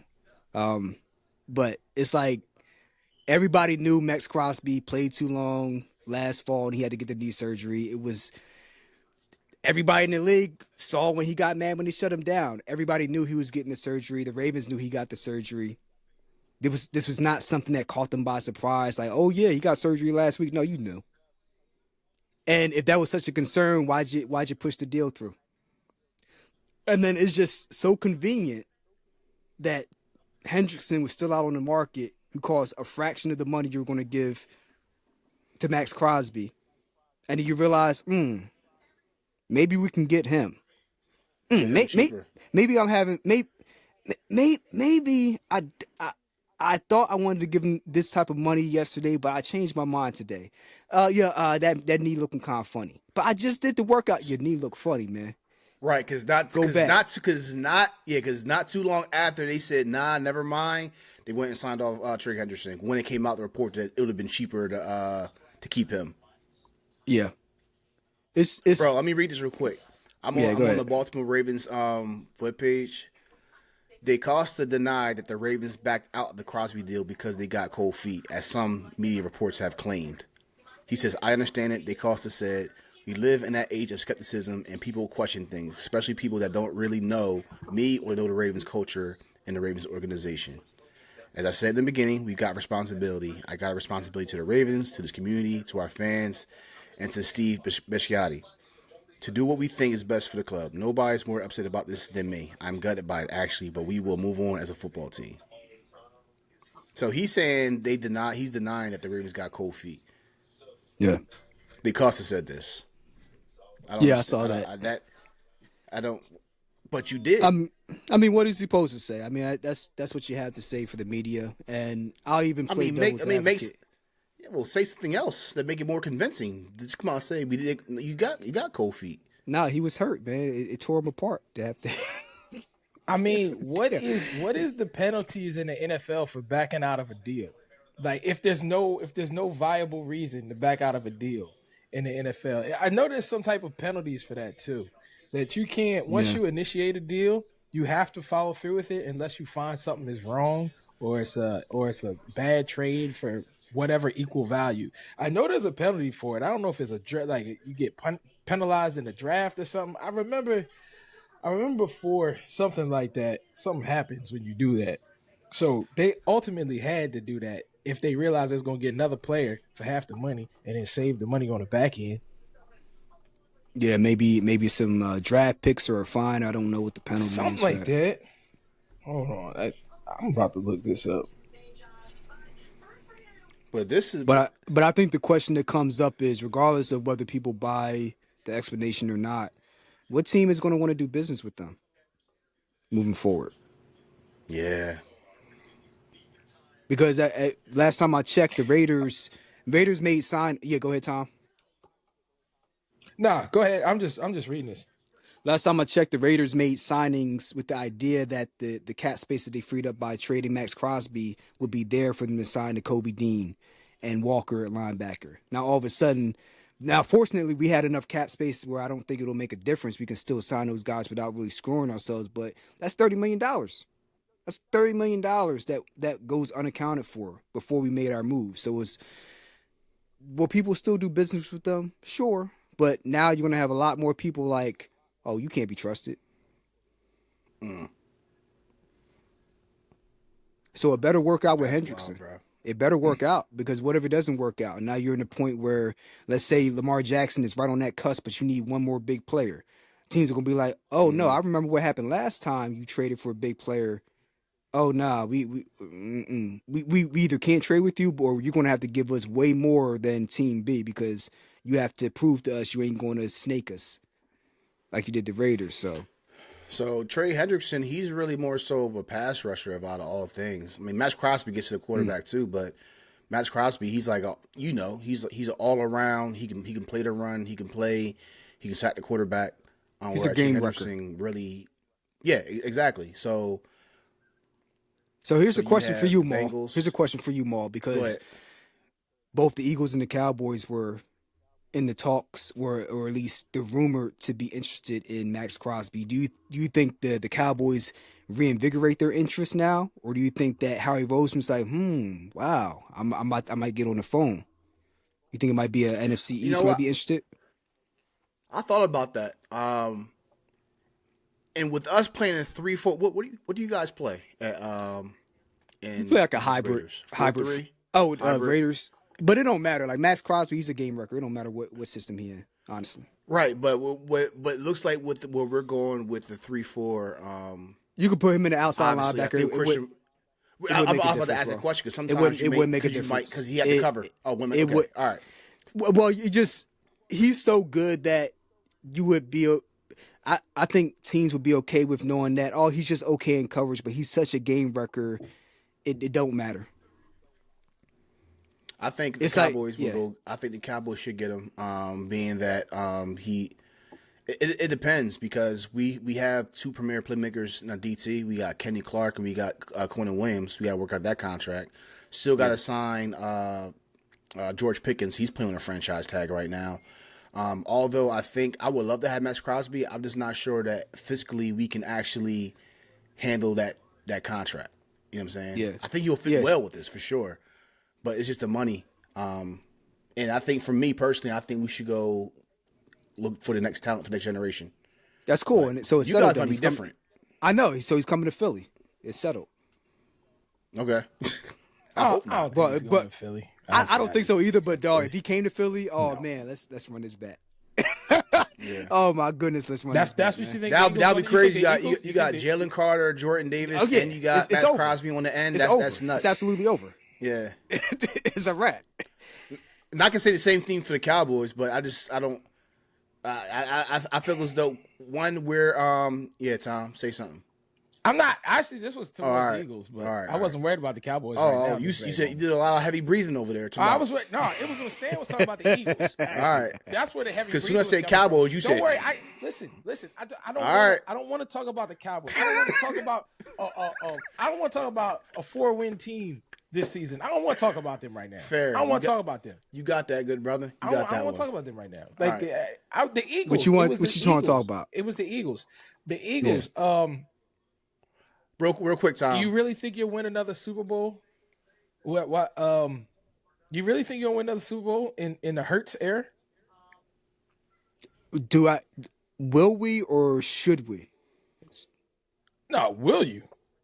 Will we? I think we have a 3-year window, and I think we can get one more. Yes. Mm-hmm. I think your defense will carry you to the playoffs, but your offense won't win it for you. Not until you get your OC. We don't know. We don't know the answers to that yet. It could either be on point this year, or it could be something that keeps us at the divisional round. Don't know yet. Right. I mean, you got wide receiver issues now, though. Yeah. Yeah, yeah. I mean, your running back, obviously, Shaquan is phenomenal football player. We're not going. But We're you not got wide going receiver issues. Yeah. So that's the real issue. That's the reason why I'm saying you could definitely defense is good. Defensive team, and that'll get y'all to the playoffs. Mm-hmm. But seeing y'all win another Super Bowl, I wouldn't. I don't know. I honestly, it depends. I say 30-70. It depends who your OC is, and then like, what are you doing with your right tackle, Lane Johnson, signing for 1 year? Like, what are you going to do for that? You know what I'm saying? Like, it seems like and I'm just speaking objectively as a fan of football, right? Mm-hmm. It just seems like the Eagles are deteriorating, right? Whereas other teams are actually starting to build, even with the Commanders and the Giants, and see what they're doing. You know what I'm saying? Mm-hmm. So I don't know, especially on the offensive front. Defensive front, I think you guys are good because you guys are young, right? You still got Cooper DeJean, Quinyon Mitchell. You got basically the Georgia Bulldogs defense outside of the Kobe Dean because he left, but defensively, I think you're good. I watched this team make the playoffs in 2022 or 2021 with a defense that is not nearly as good as this one, and an offense that had Greg Ward as the starting receiver, if you even remember his name, because you don't. I remember. Jalen Hurts dragged that offense kicking and screaming to the playoffs with a fraction of the firepower that he had. So you had Swift, maybe. You might have just had A.J. Brown, and then you might have just got Smitty as a rookie. I think your OC was better back then too. No, we had we didn't have nobody special. It was after Steichen. So we had since Steichen, we haven't. Yeah, we've had very bad OCs since then, like Brian Johnson, and then the only person we had work for them was Kellen Moore, who decided he wanted to start running the ball more. But beyond that, we haven't had nobody since Shane Steichen with Doug Peterson in them. So I mean, you had some of the remnants of the Peterson staff when Sirianni was in his first 2 years, but you didn't. That was what was really holding us back. And I think Kellen Moore was like the brief bright spot we've had in the past 3 or 4 years at OC. But I just look at this team, the defense going to be young, set with Fangio. Offensively, they just have to be average. That's why I have confidence in this team. If they had even an average offense last year, just competent, they would have at least got to a championship game. It was the fact that they were so elementary. It was painful to see like former NFL legends looking, commentating on the game and saying they knew who Kevin Patullo was. Most commentators don't know who the offensive coordinator of most NFL teams were outside of the really good ones, but they knew like this guy is so bad. Like we have to say like, right? Like if you just put somebody who was just like halfway decent, then so like going back to the Eagles of the 90s, the reason why they could not win with Randall Cunningham and Gang Green is because Buddy Ryan's whole concept of running the offense was, run around and make 5 plays this game, Randall. We just figure out the rest. Like, that's not a fucking offense, dude. Like, right? That team should have had at least 1 ring in the early 90s. Like, as good, not just as a defense was, but they had the weapons. Like, even before Ricky Waters got there, Randall Cunningham in that squad, like, come on now. So, like, Jalen Hurts, he's had a different offensive coordinator every year since, like, freshman year of college. That is, like, for people to, true. I'm not trying to absolve him of his flaws. He's not a perfect quarterback, but he damn sure is a high-level quarterback if you give him the right scenarios, and been in the Super Bowl 2 times and could have been a Super Bowl MVP twice if we had not giving up like 50 fucking points to the Chiefs in that Super Bowl. Hell, he outplayed even Mahomes said that Jalen Hurts was the best player in the field, even though they won a Super Bowl. That game, that Super Bowl, 1000%. He was the best player on the team that game. But unfortunately, there was one play that I remember that actually turned the tide for you guys. The fumble. Exactly, the fumble. I get it, but like we wouldn't have even been in that game period to even care about having a fumble if to not for lose the Jalen game Hurts. over. Exactly. So I think that as long as you give him, as long as Sean Mannion is a decent coordinator, they will be a favorite along with the Rams, and I'm trying to think of the other team, Rams and the Seahawks, to come out of the NFC this year. As long as their O-line is let's say 80% healthy. The weapons don't matter as much when he has the time there and like decent play calling. AJ Brown is a bonus at that point. AJ Brown just makes them unstoppable. But without AJ Brown, if they have their line and competent play calling with Smitty and Saquon, they're an 11 to 12 win team easy. Around that Who's area. your running game? Do you know who your run game coordinator is? Because I think No, you but they guys gotta get Saquon Barkley going. I know, but they got rid of Stoutland, so it's like that I don't like. He's one of the best O-line coaches maybe in NFL history, one of them, along with Howard Mudd from back in the day with the Colts and the Eagles. But like they phased him out of the running game last year, so facts. That maybe that's why it went to shit. And that's what I want to say that year with Kellen Moore. If not for Kellen Moore's getting his head out of his rear end. So remember in the first half of that maybe the first 6 games in the season, I had Saquon Barkley on my fantasy football team. And I told one of my friends who's also Eagles fan that you guys actually won because of Kellen Moore, but I thought you guys were going to lose because of Kellen Moore, because of what he did with the Dallas Cowboys, being that he would just not lean into our strengths. And that's what he was doing with you guys for the first half of that season. Y'all won the Super Bowl. I remember. He did not run with Saquon Barkley. And then this is why I respect Philadelphia fans. You are going to know how the city of Philadelphia feels. And Kellen Moore got the message, and he started running the football with Saquon Barkley, which opened up the offense for the rest of everyone else.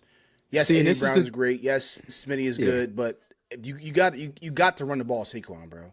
It set up the play action. It set up. You didn't know was it going to be him passing the ball? Was it going to be Saquon running the ball? Screen? Was Jalen Hurts going to keep it and run with the ball? You didn't know. You know what I'm saying? Like that offense y'all had that year was scary. I think that's a great point, and I think that's the difference between the Cowboys play calling and the Eagles play calling versus the Rams play calling. Because when things got rough with our play calling, Sirianni was not able to step in and just take the reins like a head coach should be able to do and say, you know what, this is my problem to fix. Versus Sean McVay, Matt Stafford is a bonus over Jared Goff. Oh, for sure. Puka Nacua is a bonus over, and Devontae Adams is a bonus over the receivers they had beforehand, even though Cooper Kupp was a phenomenal receiver for the Rams. He was. See, that's the thing. If you didn't have those guys, Sean McVay still knows how to scheme it up with the best of them, like Andy Reid in his prime. He's a little too risky though. Yeah, It bit us in the ass this year. We should have won.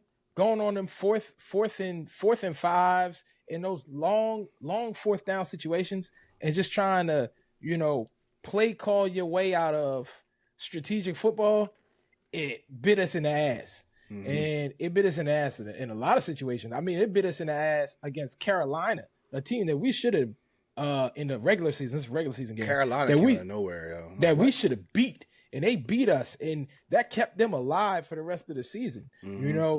All of a sudden now the Panthers got a football team, which is cool. It's good. I mean, I always like to see new up and coming teams get it going. But yeah, we a little bit too risky with the play calling. We got to be a little bit more conservative coming up this year. I mean, Stafford, he can't be out there taking a lot more hits, man. This guy, we got 1, maybe 2 years left with Stafford. That's it. This is it.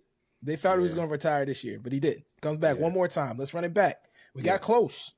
But if it doesn't happen this year, then we got to look to somewhere else. So we'll probably wind up drafting a quarterback third round in the draft. But yeah, he got to be a little bit more conservative to get past Seattle or something, because Seattle got that defense, and that's when it comes to defense. So that's why I said that the Eagles got a shot. I just don't know if the offense got enough firepower on the ends, in the wide receiver position. You can run the football, but against a strong run defense team that are out there. I'll say this though, and this goes back to the disrespect this guy gets. Smitty is a number 1 wide receiver on at least 20 teams in the NFL. People just look. It's just because he's skinny. He was as a Heisman winner.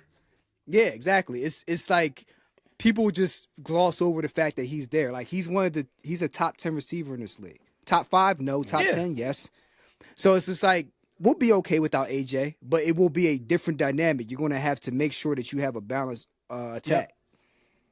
Yeah. It's a completely different team, right? Because once I mean, obviously AJ Brown is probably the strongest wide receiver in the game at this point. I mean, DK Metcalf, he's still a beast, but AJ Brown, he's when you got guys who should be the leader of the team and you don't know what he's going to show up and what he's going to bring and how his emotions are going to get into it, that greatly distracts a team from winning.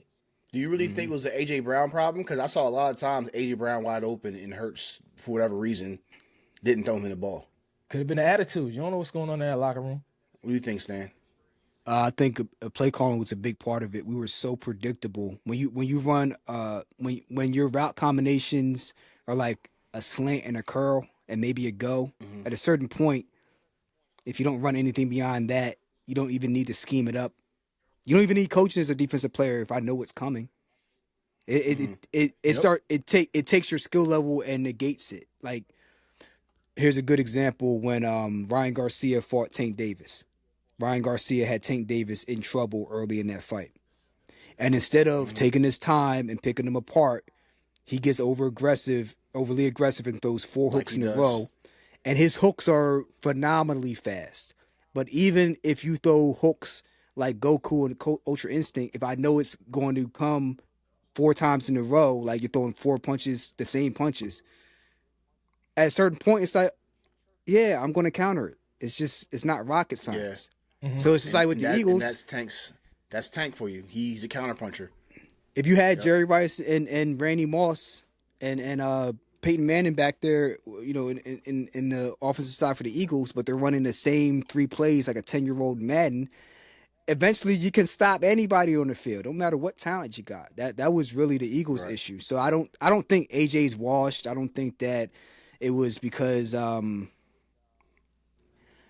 think the play calling was more of the issue than anything else. So yes, will it hurt losing AJ Brown? Of course. Like that's doesn't need to be said. But we're not going to be this anemic offense that people think we are if we have a semi-competent play caller. It's going to be, let's say it might be an 8 out of 10 instead of a 10 out of 10. But 8 out of 10 with this defense, problems for other people in the league.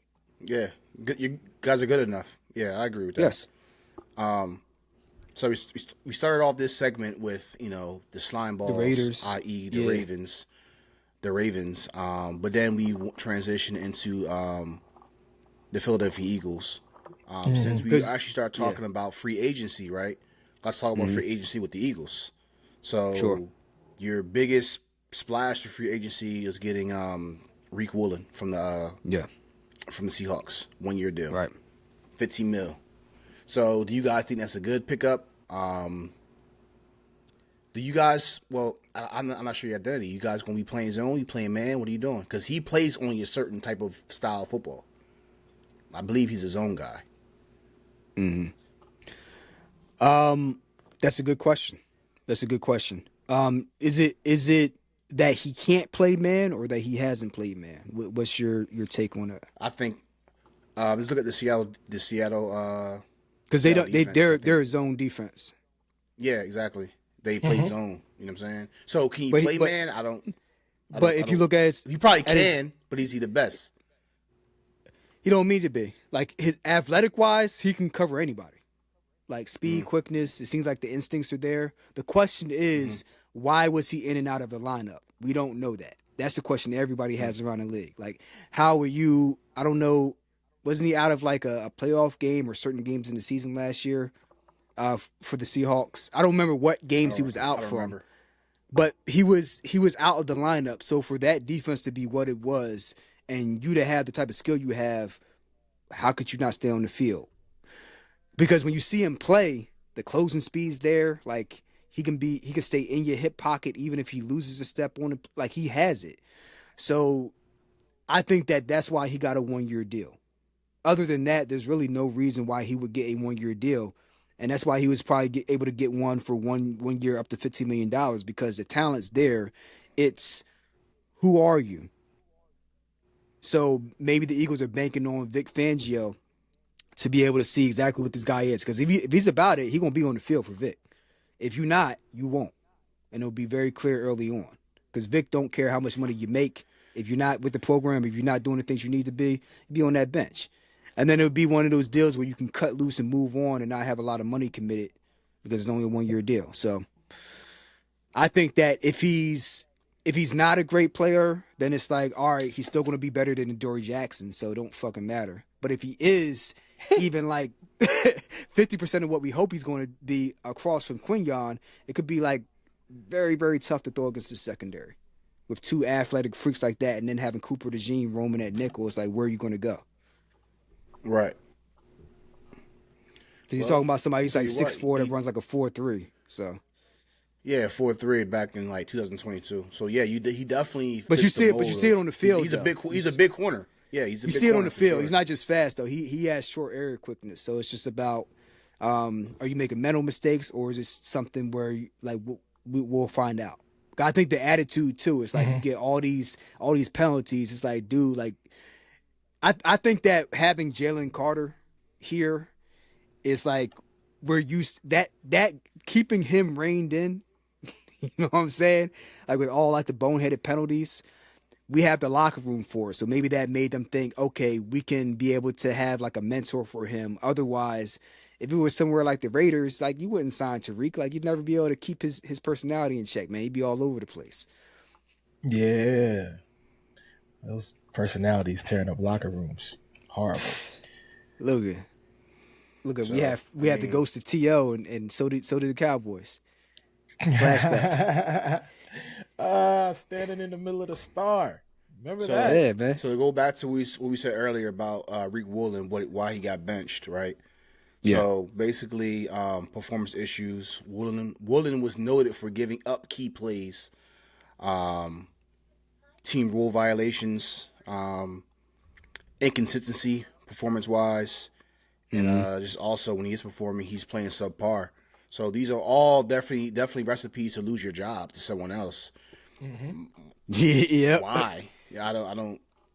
That was his last 3 seasons, and I think I forget after what we did it, but they did it last year. They lost his job to Kobe Bryant. COBY. So Yeah, I mean, but we'll see you- what you happens. have to have- Maybe Yeah. now maybe like new senior will play a spark and inspire him to be a better cornerback that he has been as of recent. But if he doesn't, he definitely gonna hear it.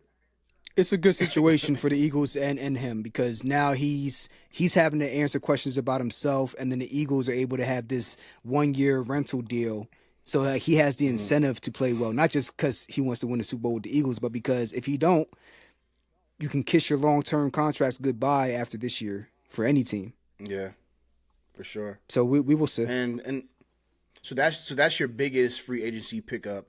Then you have some other. You guys were very active in free agency. You got Yeah, well, something new just popped up. Breaking news.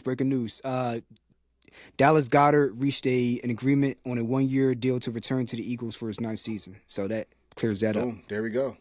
Yeah, So that's huge, you, actually. So you retain him. You retain Jordan Davis. I didn't think his contract was coming up, but and some other tight end. Calcaterra. Calcaterra, yeah, some other guy, and y'all keep your punter. 4 years, 14 mil, 7 mil guaranteed. Yeah, he's the first decent punter we've had in 10, 15 years, so makes sense. Yeah, for sure. Tom, what's going on with your team, bro? Let's go with our teams. Get it out the way. We just got Trent. We got Trent McDuffie. We told you we showing up them corners. No, Right, your so your that's your what that defense was is going to big. be one of the ones, man. Top 4 in the league, I think, this year coming up. And also, what we got? We got Jalen Watson, 3-year, $51 million deal, 34 guaranteed. Yeah. So we shoring up what we need to shore up. It was our defense. That was our biggest hole. It was in our safeties. It was our safeties in our corners. So our secondary was having trouble. We couldn't stop anybody. Right. As soon as somebody threw the ball up in the air, What was it? 10 yards easy. That's all it was, 10 yards. We were dying slow deaths in a lot of those games. Yeah. So we showing up. I mean, our offense is set. You already know who we got. We got Puka Nacua. We got obviously Stafford. Devontae Adams. Devontae Adams. Yep. We have Your running back, Mr. PPR out of Notre monster, Dame. Final Fantasy. Out of Notre Dame. Oh my gosh, right? His name is slipping my mind. He be doing work. We got 2 running backs though. We got basically Kyron Williams. Yep. Kyron Williams. Kyron Yep. Williams. Kyron Williams. Yep. Kyron PPR Williams. monster, bro. Yeah. So our running back, our offense is set. We don't have too much to worry about. Our line is doing pretty good. There wasn't any big losses we took on the line. So our offense has been rocking and rolling. I mean, they do numbers. It was our defense. It was all of our defense. Now, I keep on hearing rumblings that Aaron Donald's going to come back, yo. They keep on talking about Aaron Donald. How long has it been since he's been removed from the NFL? It was after the Super Bowl. So when was that? 2 years ago. So his last season was did he retire? He retired in 2024, 23, 24. Yeah. End of the season. So he talking about he keep on saying he want to do something. I don't know. We could absolutely use him. We could absolutely use him. If he got just a small bit of juice in the tank. Just think about that. Him coming off that corner, you know what I mean? That edge rusher. That would give us the opportunity to go into the draft with a different mindset if that was the case. But how the players are. They want to do it, but they don't know if the body can still get them through the season. So we'll see. On that topic, since you guys grabbed a cornerback, right, McDuffie, right? So who do you guys select now?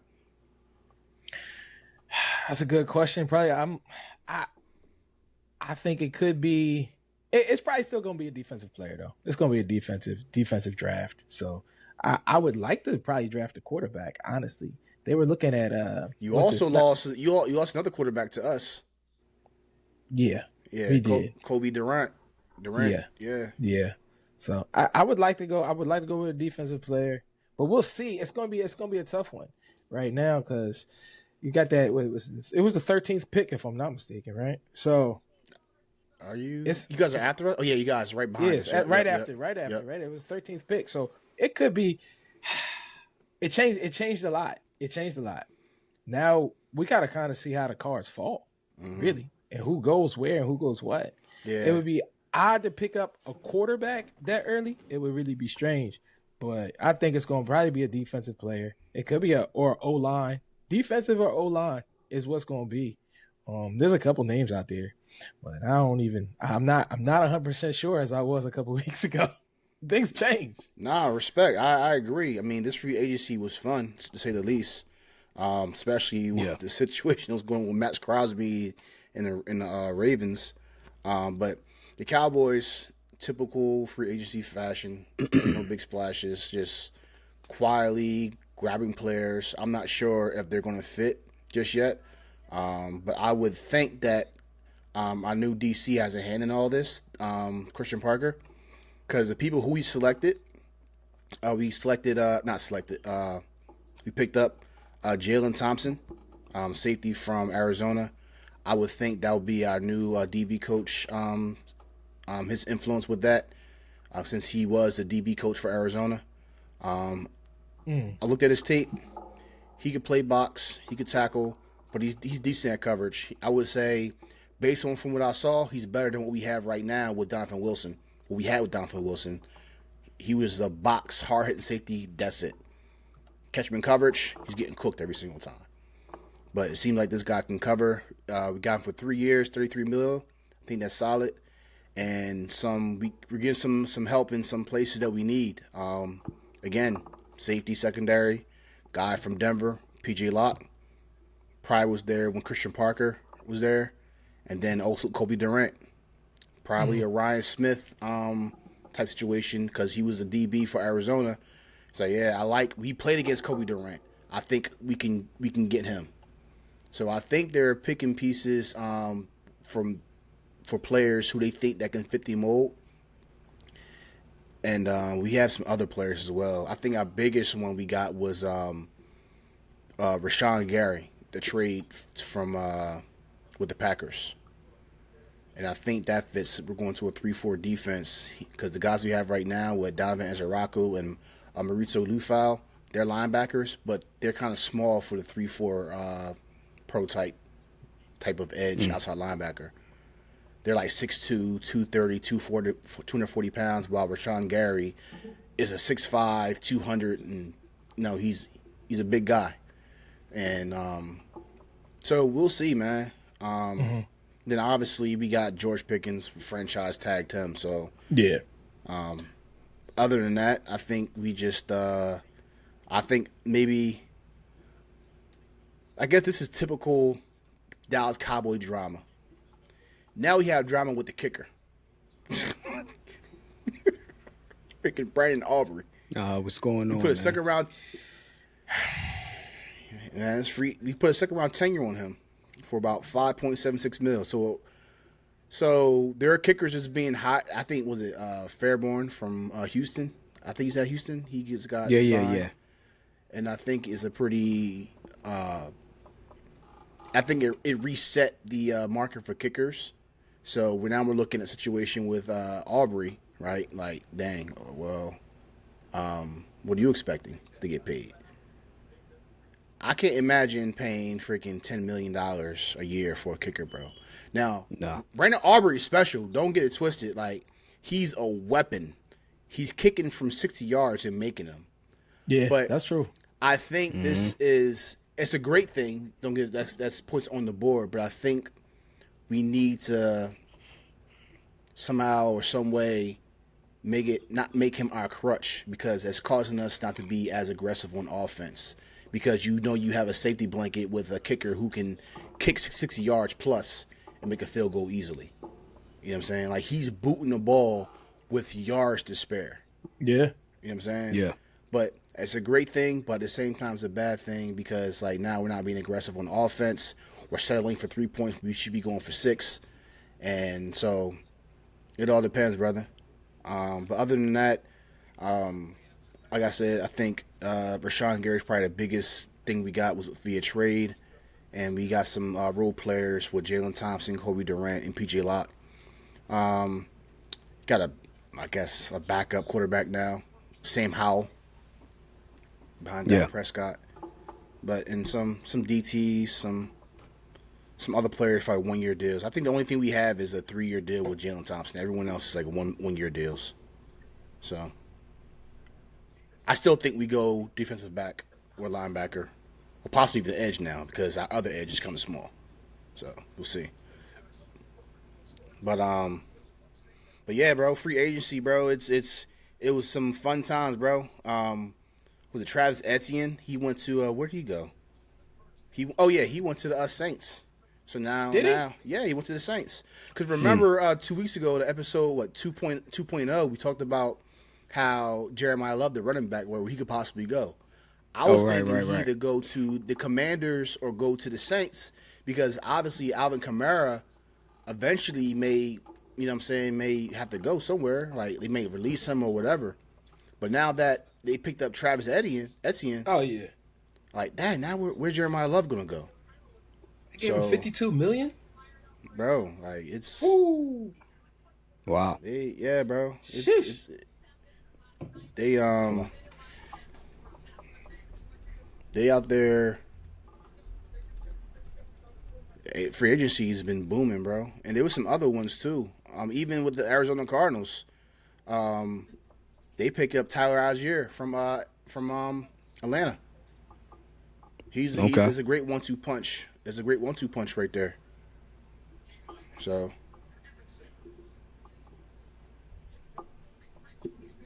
who do you guys think is the biggest winner of free agency? The biggest winner out of this free agent right now.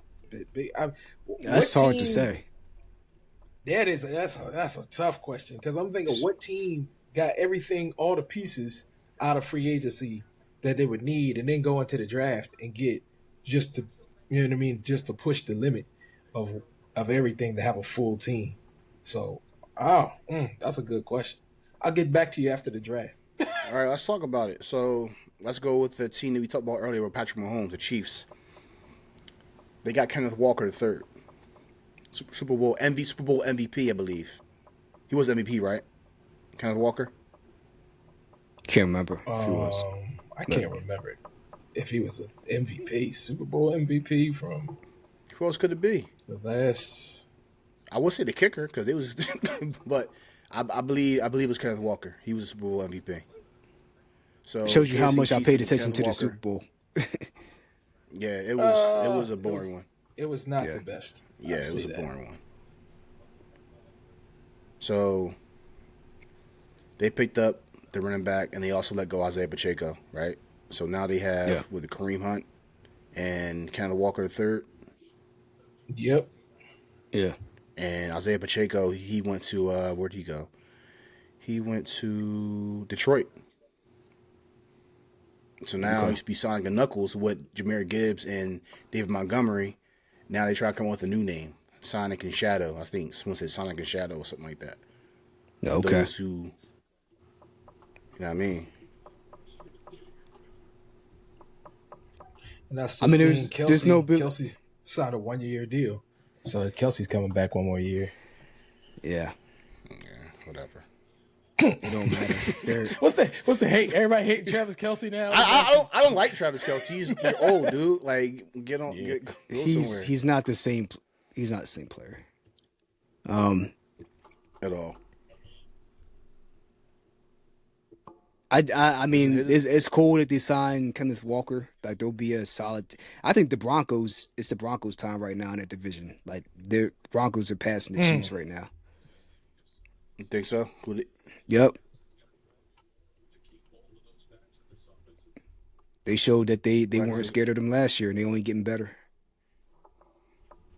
Yeah, And the that's Chiefs for are just sure. only deteriorating. This is like a lateral move. Like that's cool, but without Kelsey, that's like the linchpin of their offense. Without that threat there, it don't.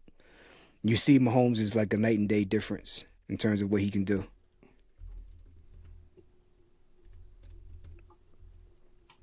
Yeah, I don't have an answer for you. I don't even know. I don't think anybody necessarily won free agency. I think a Yeah, lot of teams got some guys, and we'll see they how did. it pans Yeah, out. But I they don't. did what they were supposed to do. Yeah, a What? lot of teams definitely did what they were supposed to do. But bro, there's some wild moves. You know what I'm saying? Freaking Mike Evans leaving the Buccaneers, going to the Niners. They Mm-hmm. Yeah, might, yeah. Mm-hmm. you know what I'm Yeah. saying? Like, bro, like But it's now like they look at that have. defense. That defense is like it's so bad, man. It's just We'll see. We'll they're see. bad. They're Is, bad. is Christian McCaffrey still there? He is. Yeah, he's He not is. going nowhere. I thought he was going to get hurt last year. He actually was very sturdy the entire year. I was actually shocked for Christian McCaffrey. Their offense is going to be potentially explosive, but like their defense, whew, they're going to have to put up 50 points a game to be able to get to a Super Bowl. Oh yeah, it's not a Super Bowl year for them. I mean, No. no. I mean, Purdy is Purdy really? Is he really that guy? Anyway, No. He's good, no. but he's Well, not that no, guy he's in my good. He's opinion. good. He's good. But he's He's not really, that guy. he's really good. He's not that No, guy. he's not. So. He's really good. He's decent. He's decent. He's a good, solid quarterback. Good, solid starting QB.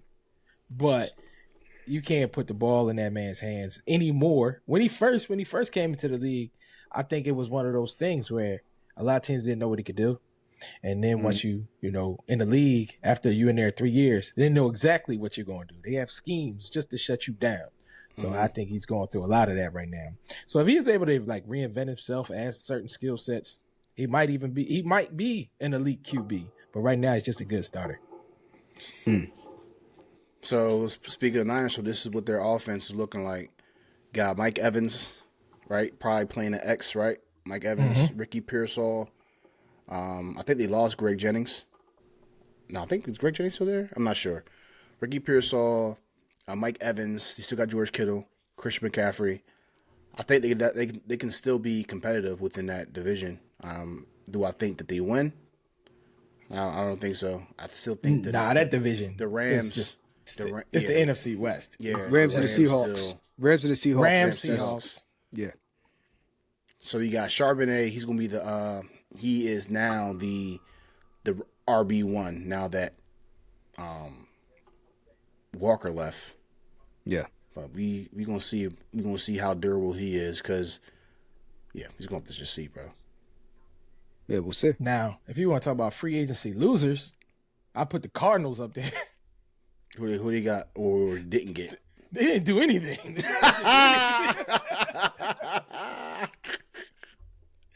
Yeah, they're going nowhere. Worth caring about. No, they didn't. Yeah. All right, check this out. So I gotta go to that real quick, bro. That's what I mean. We'll just lose this year. We're good. We're not trying to do anything. Like I said, only people they got. So they're keeping a quarterback. They signed, so they got a backup behind Jacoby Brissett. So they're grabbing Gardner Minshew on a 1-year deal, Yeah. $5.75 million. But I think me personally, I think that my favorite pick that they would get would be their running back Tyler Algier. They have the running back depth. So I guess that also goes back. Does Jeremiah Love go to the Cardinals now? You know what I'm saying? Do they? That's a thought. That's an actual. But they still need offensive line help, 1,000%. Yeah. I mean, they signed so they have Isaac Sumalo and they signed Elijah Wilkinson, 2-year and a 3-year deal. So, but are they stout enough to actually make the team better, or is it still just a lateral movement? You know what I'm saying? That's my whole thing. I just can't wait till the draft to get here. The fact that Larry Same. Fitzgerald said he's gonna go out there and play in the first game of the season tells you everything about the Arizona Cardinals. Okay. Yeah, he said he's gonna play in a Hall of Fame game, so the Cardinals might as well just pack it up. So here's their running backs right now, right? Trey Benson, which I thought he was going to be like the guy, Trey Benson from 2 years ago. James Conner, which I think they're going to release him eventually, because he had a season injury last year. Plus he's old, and now they got Tyler Algier. They could go. Then they got Zonovan Knight. They could potentially go ahead and grab Jeremiah Love as a running back. They should just go ahead and get an offensive tackle and just start building, man. Like, don't get sidetracked. Yeah. Yeah, they are good. They're good. I don't even know how long out the Cardinals got before they can see some progress. I'll give you an example. The Rams from St. Louis. They went and drafted. They were hot garbage, and then they went out and got Orlando Pace. I'm thinking 98 or 99. Mm-hmm. One of the best draft picks they ever got, and that preceded the greatest show on turf. But before that, they were like 3-13 when Vermeil got there, and they were an afterthought at that point. So they could have like made the big splash play. Like they could have went and drafted Randy Moss into the Orlando Pace in the 98 draft, right? Or whoever else was like a high level player in that draft he got drafted in. But I'd say skip Love and go ahead and get a tackle in the top 10 if you can, and just get the ball rolling, man. Like, start now, man. You're gonna have to do it at some point. For sure. Gonna have to do it at some point. I mean, look at the Giants. You draft Saquon and you never draft a competent offensive line, right? It never formulated there. He had to go to the Eagles to get a ring. To somebody actually had a good offensive line. So. Do you blame Dayball? 'Cause I'm not sure. Like, I don't understand why they wouldn't, because they kept losing. So I don't understand why they couldn't get a offensive line or a team around Saquon Barkley. Do you blame Dayball for their lack of offensive production? You know what I'm saying? Defense has always been horrid. They're getting better now, but I don't know who the GM is, bro. but whoever the GM is, I blame them. Yeah.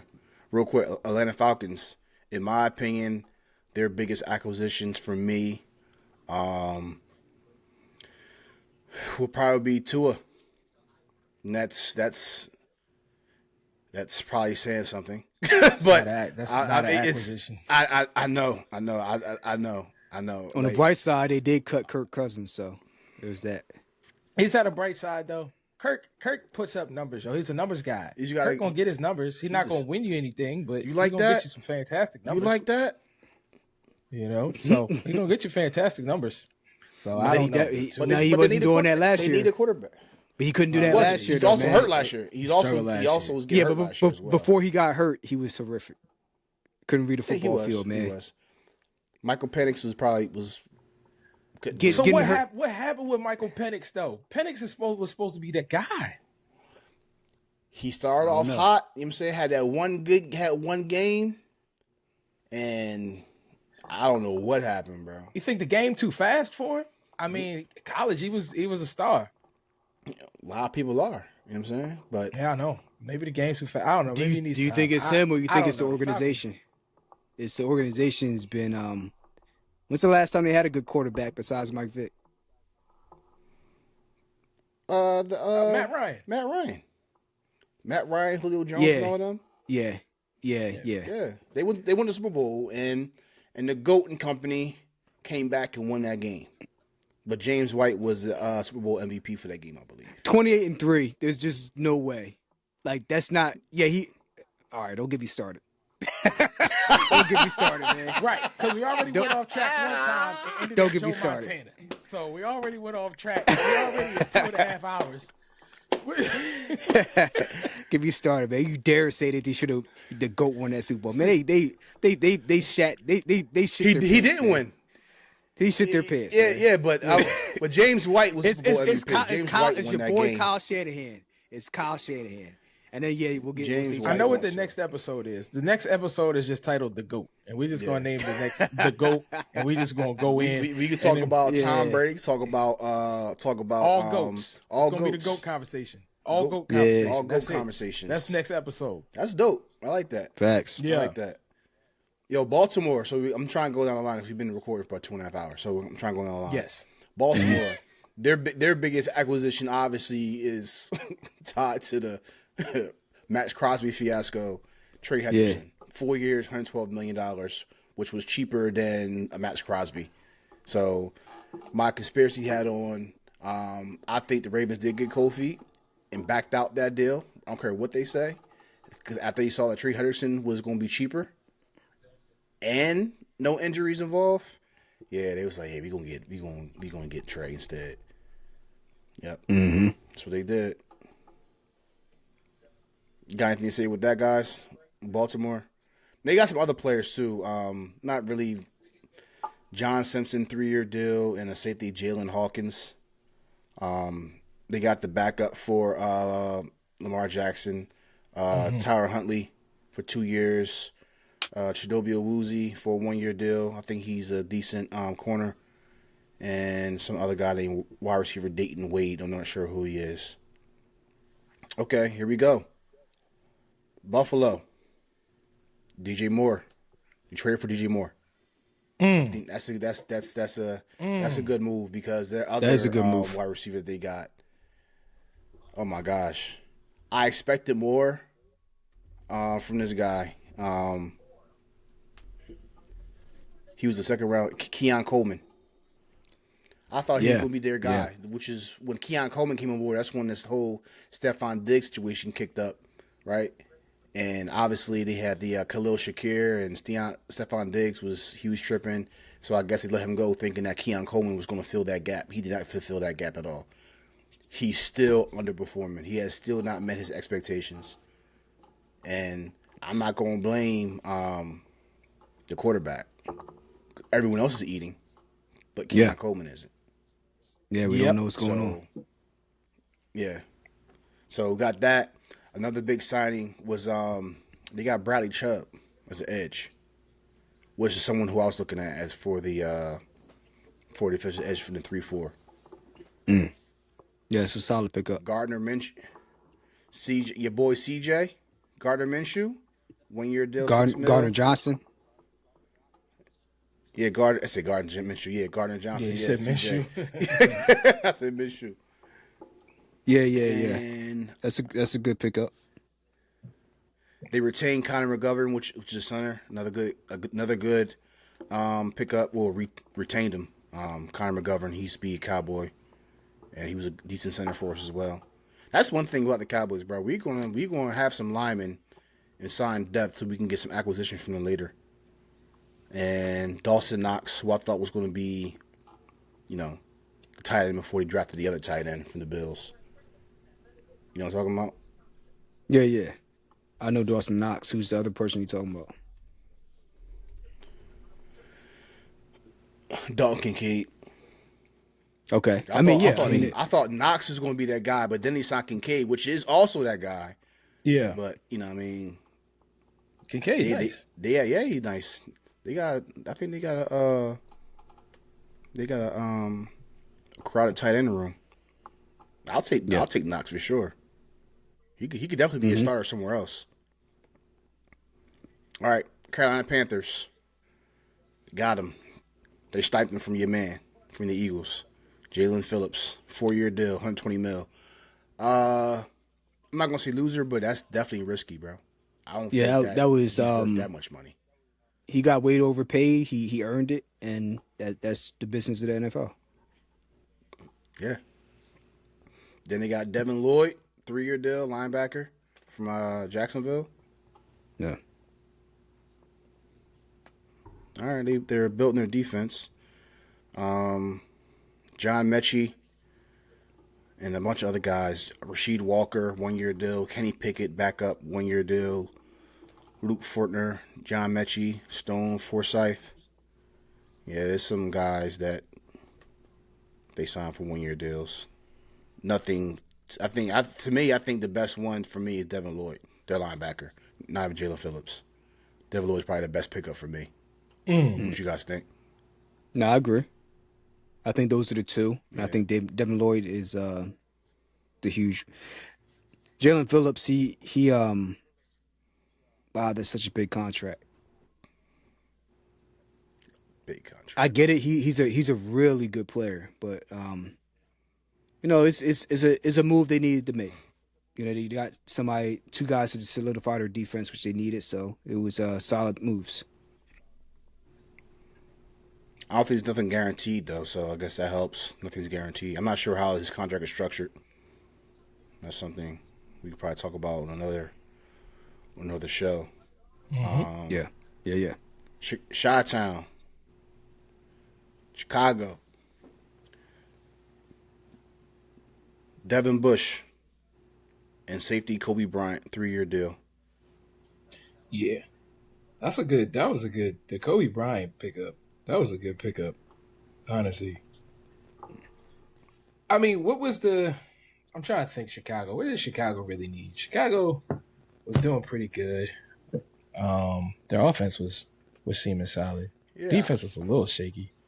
they need defense. Yeah. They have wide receivers, by the way. Like, Mm-hmm. and obviously the quarterback's coming to his own. I'm actually happy for him. I'm glad he had that very good year because I thought he was going to be doo doo. And I remember, well, that just tells you how bad our defense is, bro. Like they freaking lit us up when we played the Bears last year. Oh Yeah. my gosh, it was terrible.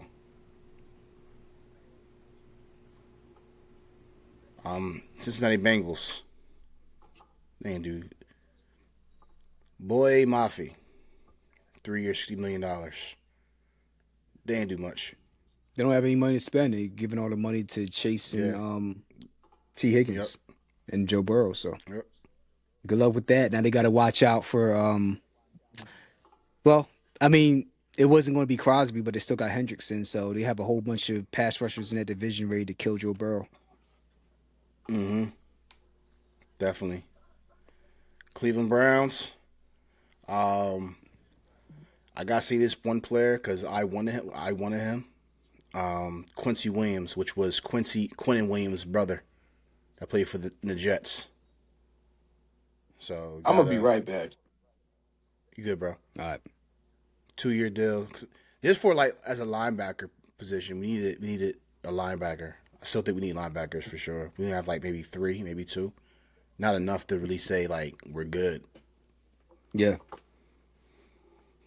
I don't think the Browns need to do a whole lot besides focusing on the draft. They have a really good defense, and Shador Sanders is going to be the future. You got Jerry Jeudy, who I think his potential is still untapped. You got Judon. Just need to fortify that offensive line. Still got Njoku, I think.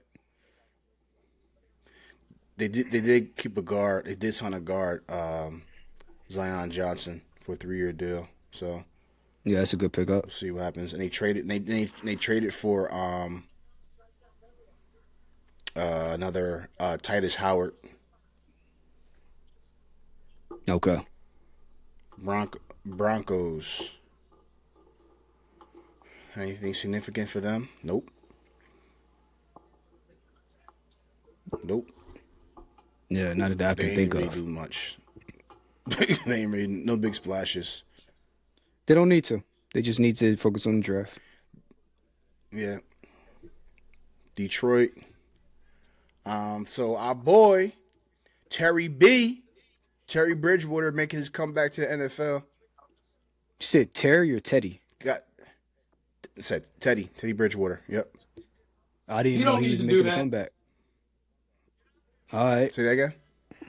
Yeah, it's nothing disclosed yet. I'm not sure how long, but he's coming back. He don't need to do that. Obviously, Isaiah Pacheco, like I said earlier, he's back in there. Rocky Sin. He's coming, signed. 1-year deal. A lot of 1-year deals here, actually. Yeah, Cade Mays. He's coming for a 3-year deal, and they traded for Juice Scruggs and retaining this bunch of guys who I don't not no idea who they are. Packers, nothing significant. Only person by name would be Javon Hargrave. 2-year, $23 million. But no big splashes. Probably nothing because they got to worry about Micah Parsons and them. Yeah. They traded away. Rashawn Gary to us, so they really got no one. Houston, there we go. Biggest one, Reed Blankenship, former Philadelphia Eagle, now is a starting safety for the Houston Texans. It's a good pickup, in my opinion. What do you think, Stan? Depends on who they have at the other safety spot. He's a really good captain in the field, but he can't cover. But he'll lay hits on people. He'll be where he's supposed to be, make tackles. But it has to be part of a broader plan. Like him and C.J. Gardner-Johnson were like perfect complementary pieces to each other. But yeah, you're gonna need somebody that can cover middle field. And then to be honest, they gotta figure out what they're gonna do at quarterback, man. C.J. Stroud has regressed so quickly, man. I haven't quite seen something like it in a while. Remember, the Texas defense, they were number one, but they were a very tough team last year. Yeah. It's just that offense, so man. So is this a so would you say is this a Kalen Bullock? That's a free safety. So Reed's gonna be playing the strong. Yeah, he has to. He's not a free safety. But he's definitely I don't how much money he get? 3 years, 24.75. That's a good deal. I would assume that I would assume that it's incentive based, nothing guaranteed. Yeah, it's a good deal for them. It's not showing right now. It is. Yeah. Like I said, they still need to get. If they get a quarterback, they're there because their defense is set. But without that quarterback, they are cooked, man.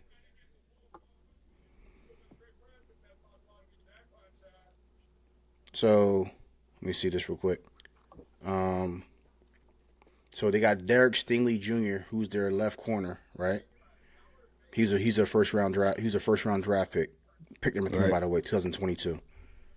And then their other corner, Kamari Lassiter, a round 2 pickup, pick 2042, out of Georgia. You know them Georgia boys, they pushing out some players, especially from 2020 up until now, like. So. Oh yeah, the Bulldogs been pushing out players since the '90s. Yeah, so they've been on a run. I only said 2020 because I think of guys like Jalen Carter, Nakobe Dean, Jordan Davis. You know what I'm saying? All these other guys. So anyone come from Georgia is a good stop. Mm-hmm. So yeah, this is probably the reason why. You know what I'm saying, that they were so good. And here's a nickelback, Jalen Petrie. 6 foot, 200 pounds, out of Baylor. Another round 2 pick from 2022. So if anything, I think Reed Blankenship being there, he's just the guy, I guess, the most senior person, I guess. This is 5th season, ain't it? Something like that. Yeah. So yeah, I mean they already have a good. Yeah, and on top of that, he has some Super Bowl experience, been 2 Super Bowls, so he knows what it's like. So maybe, you know what I mean? I think this is good. Yeah, I don't expect more. I don't expect anything out of defense for us coverage wise, like you said, but I think it's good for the backfield, the secondary backfield. Yeah, I mean, as long as they don't need him for that, and they're bringing him in to be a head cracker, then he's going to fit right in. Yeah, for sure. All right, what we got now, fellas? The Colts, they ain't do nothing. The only thing that they did do that I remember, wait, Laquan Treadwell still playing? This guy, bro, this guy won't go away. I remember him. He was supposed to. It's funny, bro. Like, I expected him to be like, he came from Ole Miss. I expected him to be like the next guy, the next Randy Moss. Like, he hasn't done nothing in the league since at all. since he's been in the league. He got Oh picked up by yeah. the Vikings. Well, they let Michael You know what I'm Pittman saying? Like go, and they did resign Alec Pierce to like a Alec 4 year, Pierce. 100. That was a crazy move to But me. yeah, like what was that about? Like I would rather sign. I don't know who is their number one? Alec Pierce. Alec Pierce, He's yeah. not number one. Pittman's He's not gone. number Yeah, he one. went. I know. He's number one, but he's not a number one. I know. So I mean, okay, it's Okay, their prerogative. He cool, but not for the money they gave him. That's crazy. I know. Yeah, his number's going to drop, bro. Jacksonville Jaguars. Only person of note, Chris Rodriguez Jr., running back. They let go of Etienne, and they got the guy, was it Tootin? Okay. He's the new starting running back.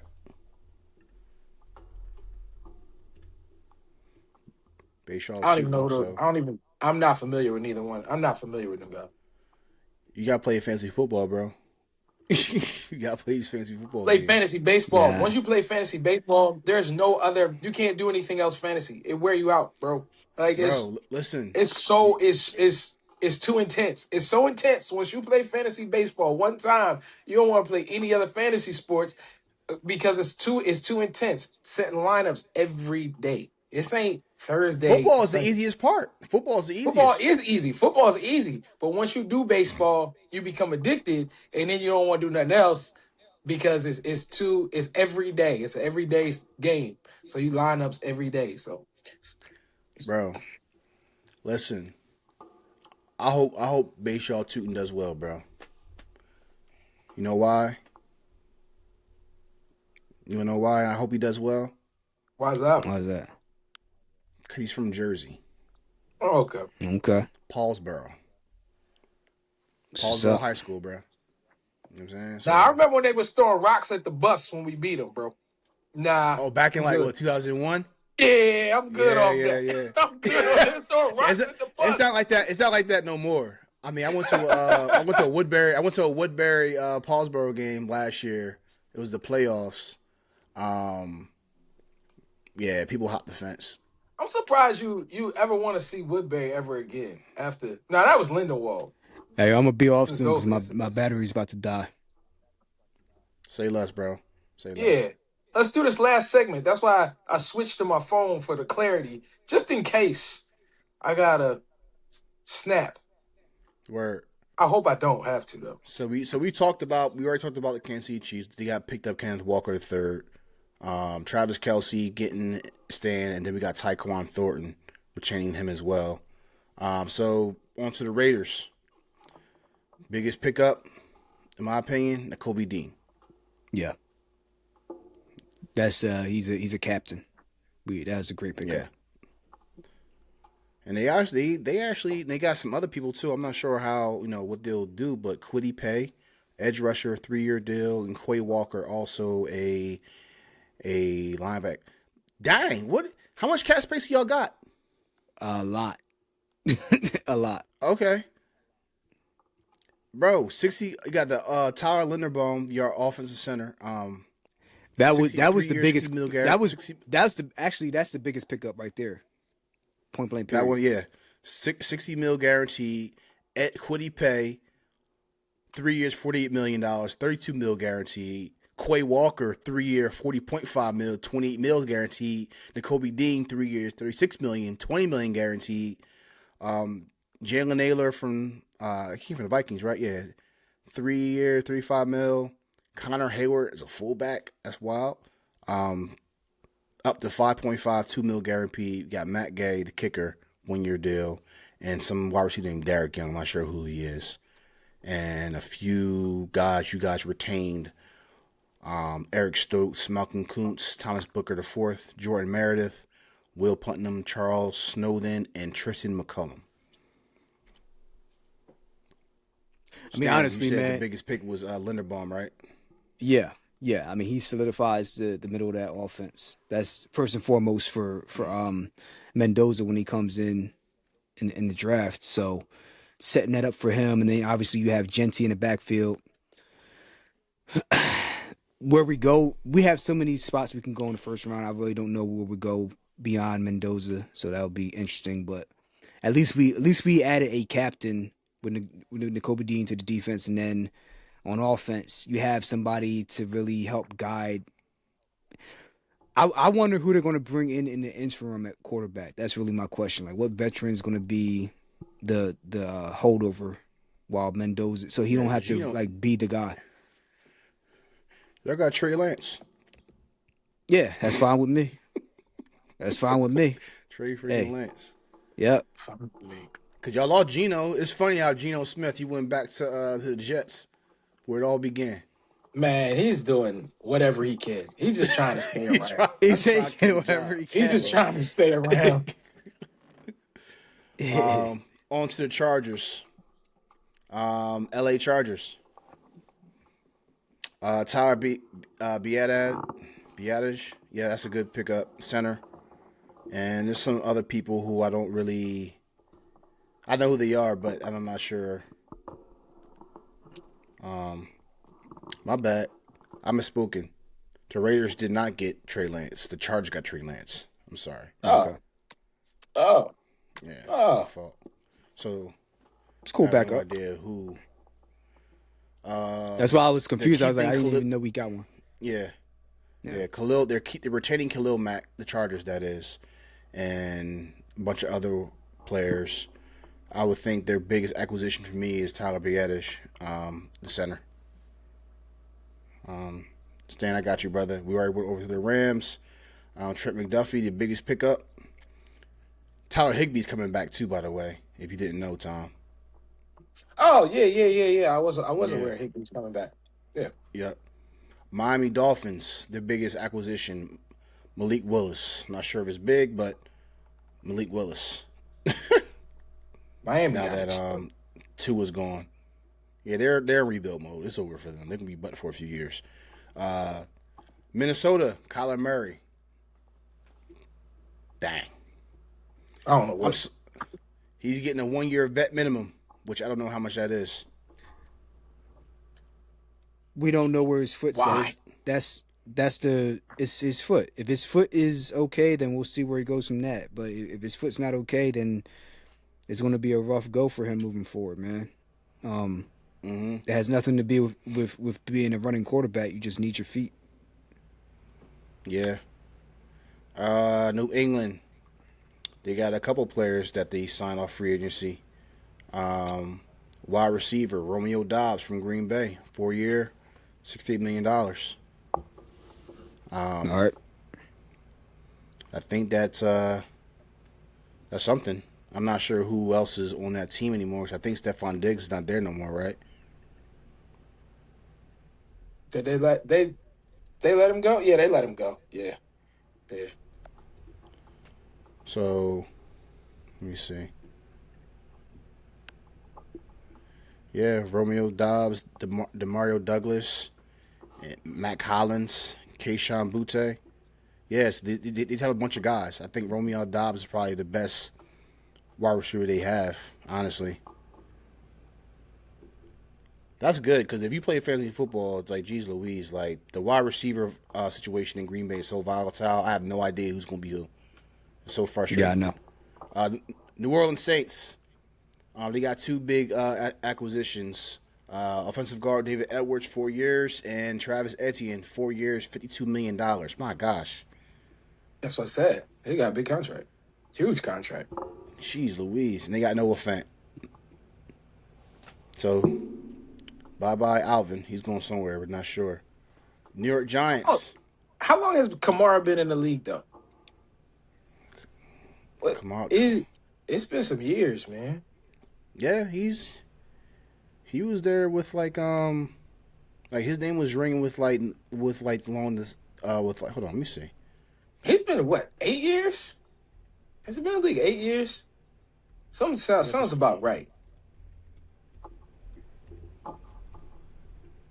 If it's more than that, He's 30. He's 30 years old. He's an old running back. So like I was right. I was thinking like Why, when I think about Alvin Kamara, I think of him alongside with like guys of like Ezekiel Elliott and stuff like that. Yeah, like He's the been end of around. Drew He's been Brees' around. career. Yeah. Drew Brees was there. Yeah, Yep. yeah.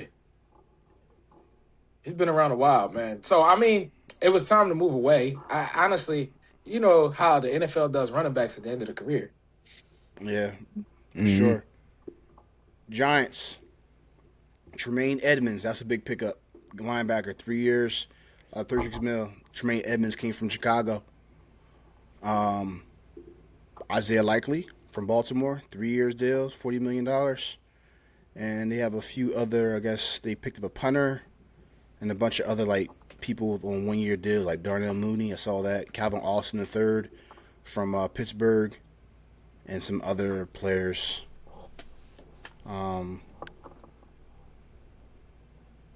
Yeah, that's their free agency acquisition. They retained a few players, but no one that of note that's like outstanding.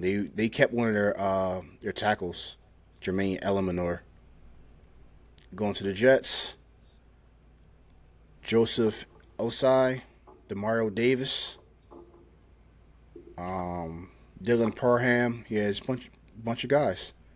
In the trade, here we go. Geno Smith and Minka Fitzpatrick. And they're keeping Brees Hall.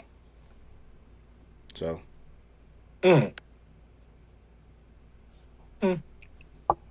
Eagles, he went over already. Pittsburgh, Rico, they keep there. Rico Dottle, ex-Cowboy who became a Panther. Jamal Dean. And they retain Asante Samuel Jr., Cameron Hayward, that he's still playing.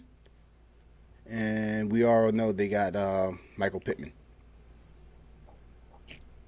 So now you got Michael Pittman and DK Metcalf, which I think could be a dangerous wide receiver core if they have a quarterback. Yeah. Niners, we talked about Mike Evans, and also a trade with the Cowboys. Osa Digizua from the Cowboys for a 3rd round pick. Seattle, they didn't have anyone. They retained a bunch of players. Rashid Shaheed. Buccaneers, they get Kenny Gainwell. Tennessee Titans, dang, they got a bunch of players. They've been busy.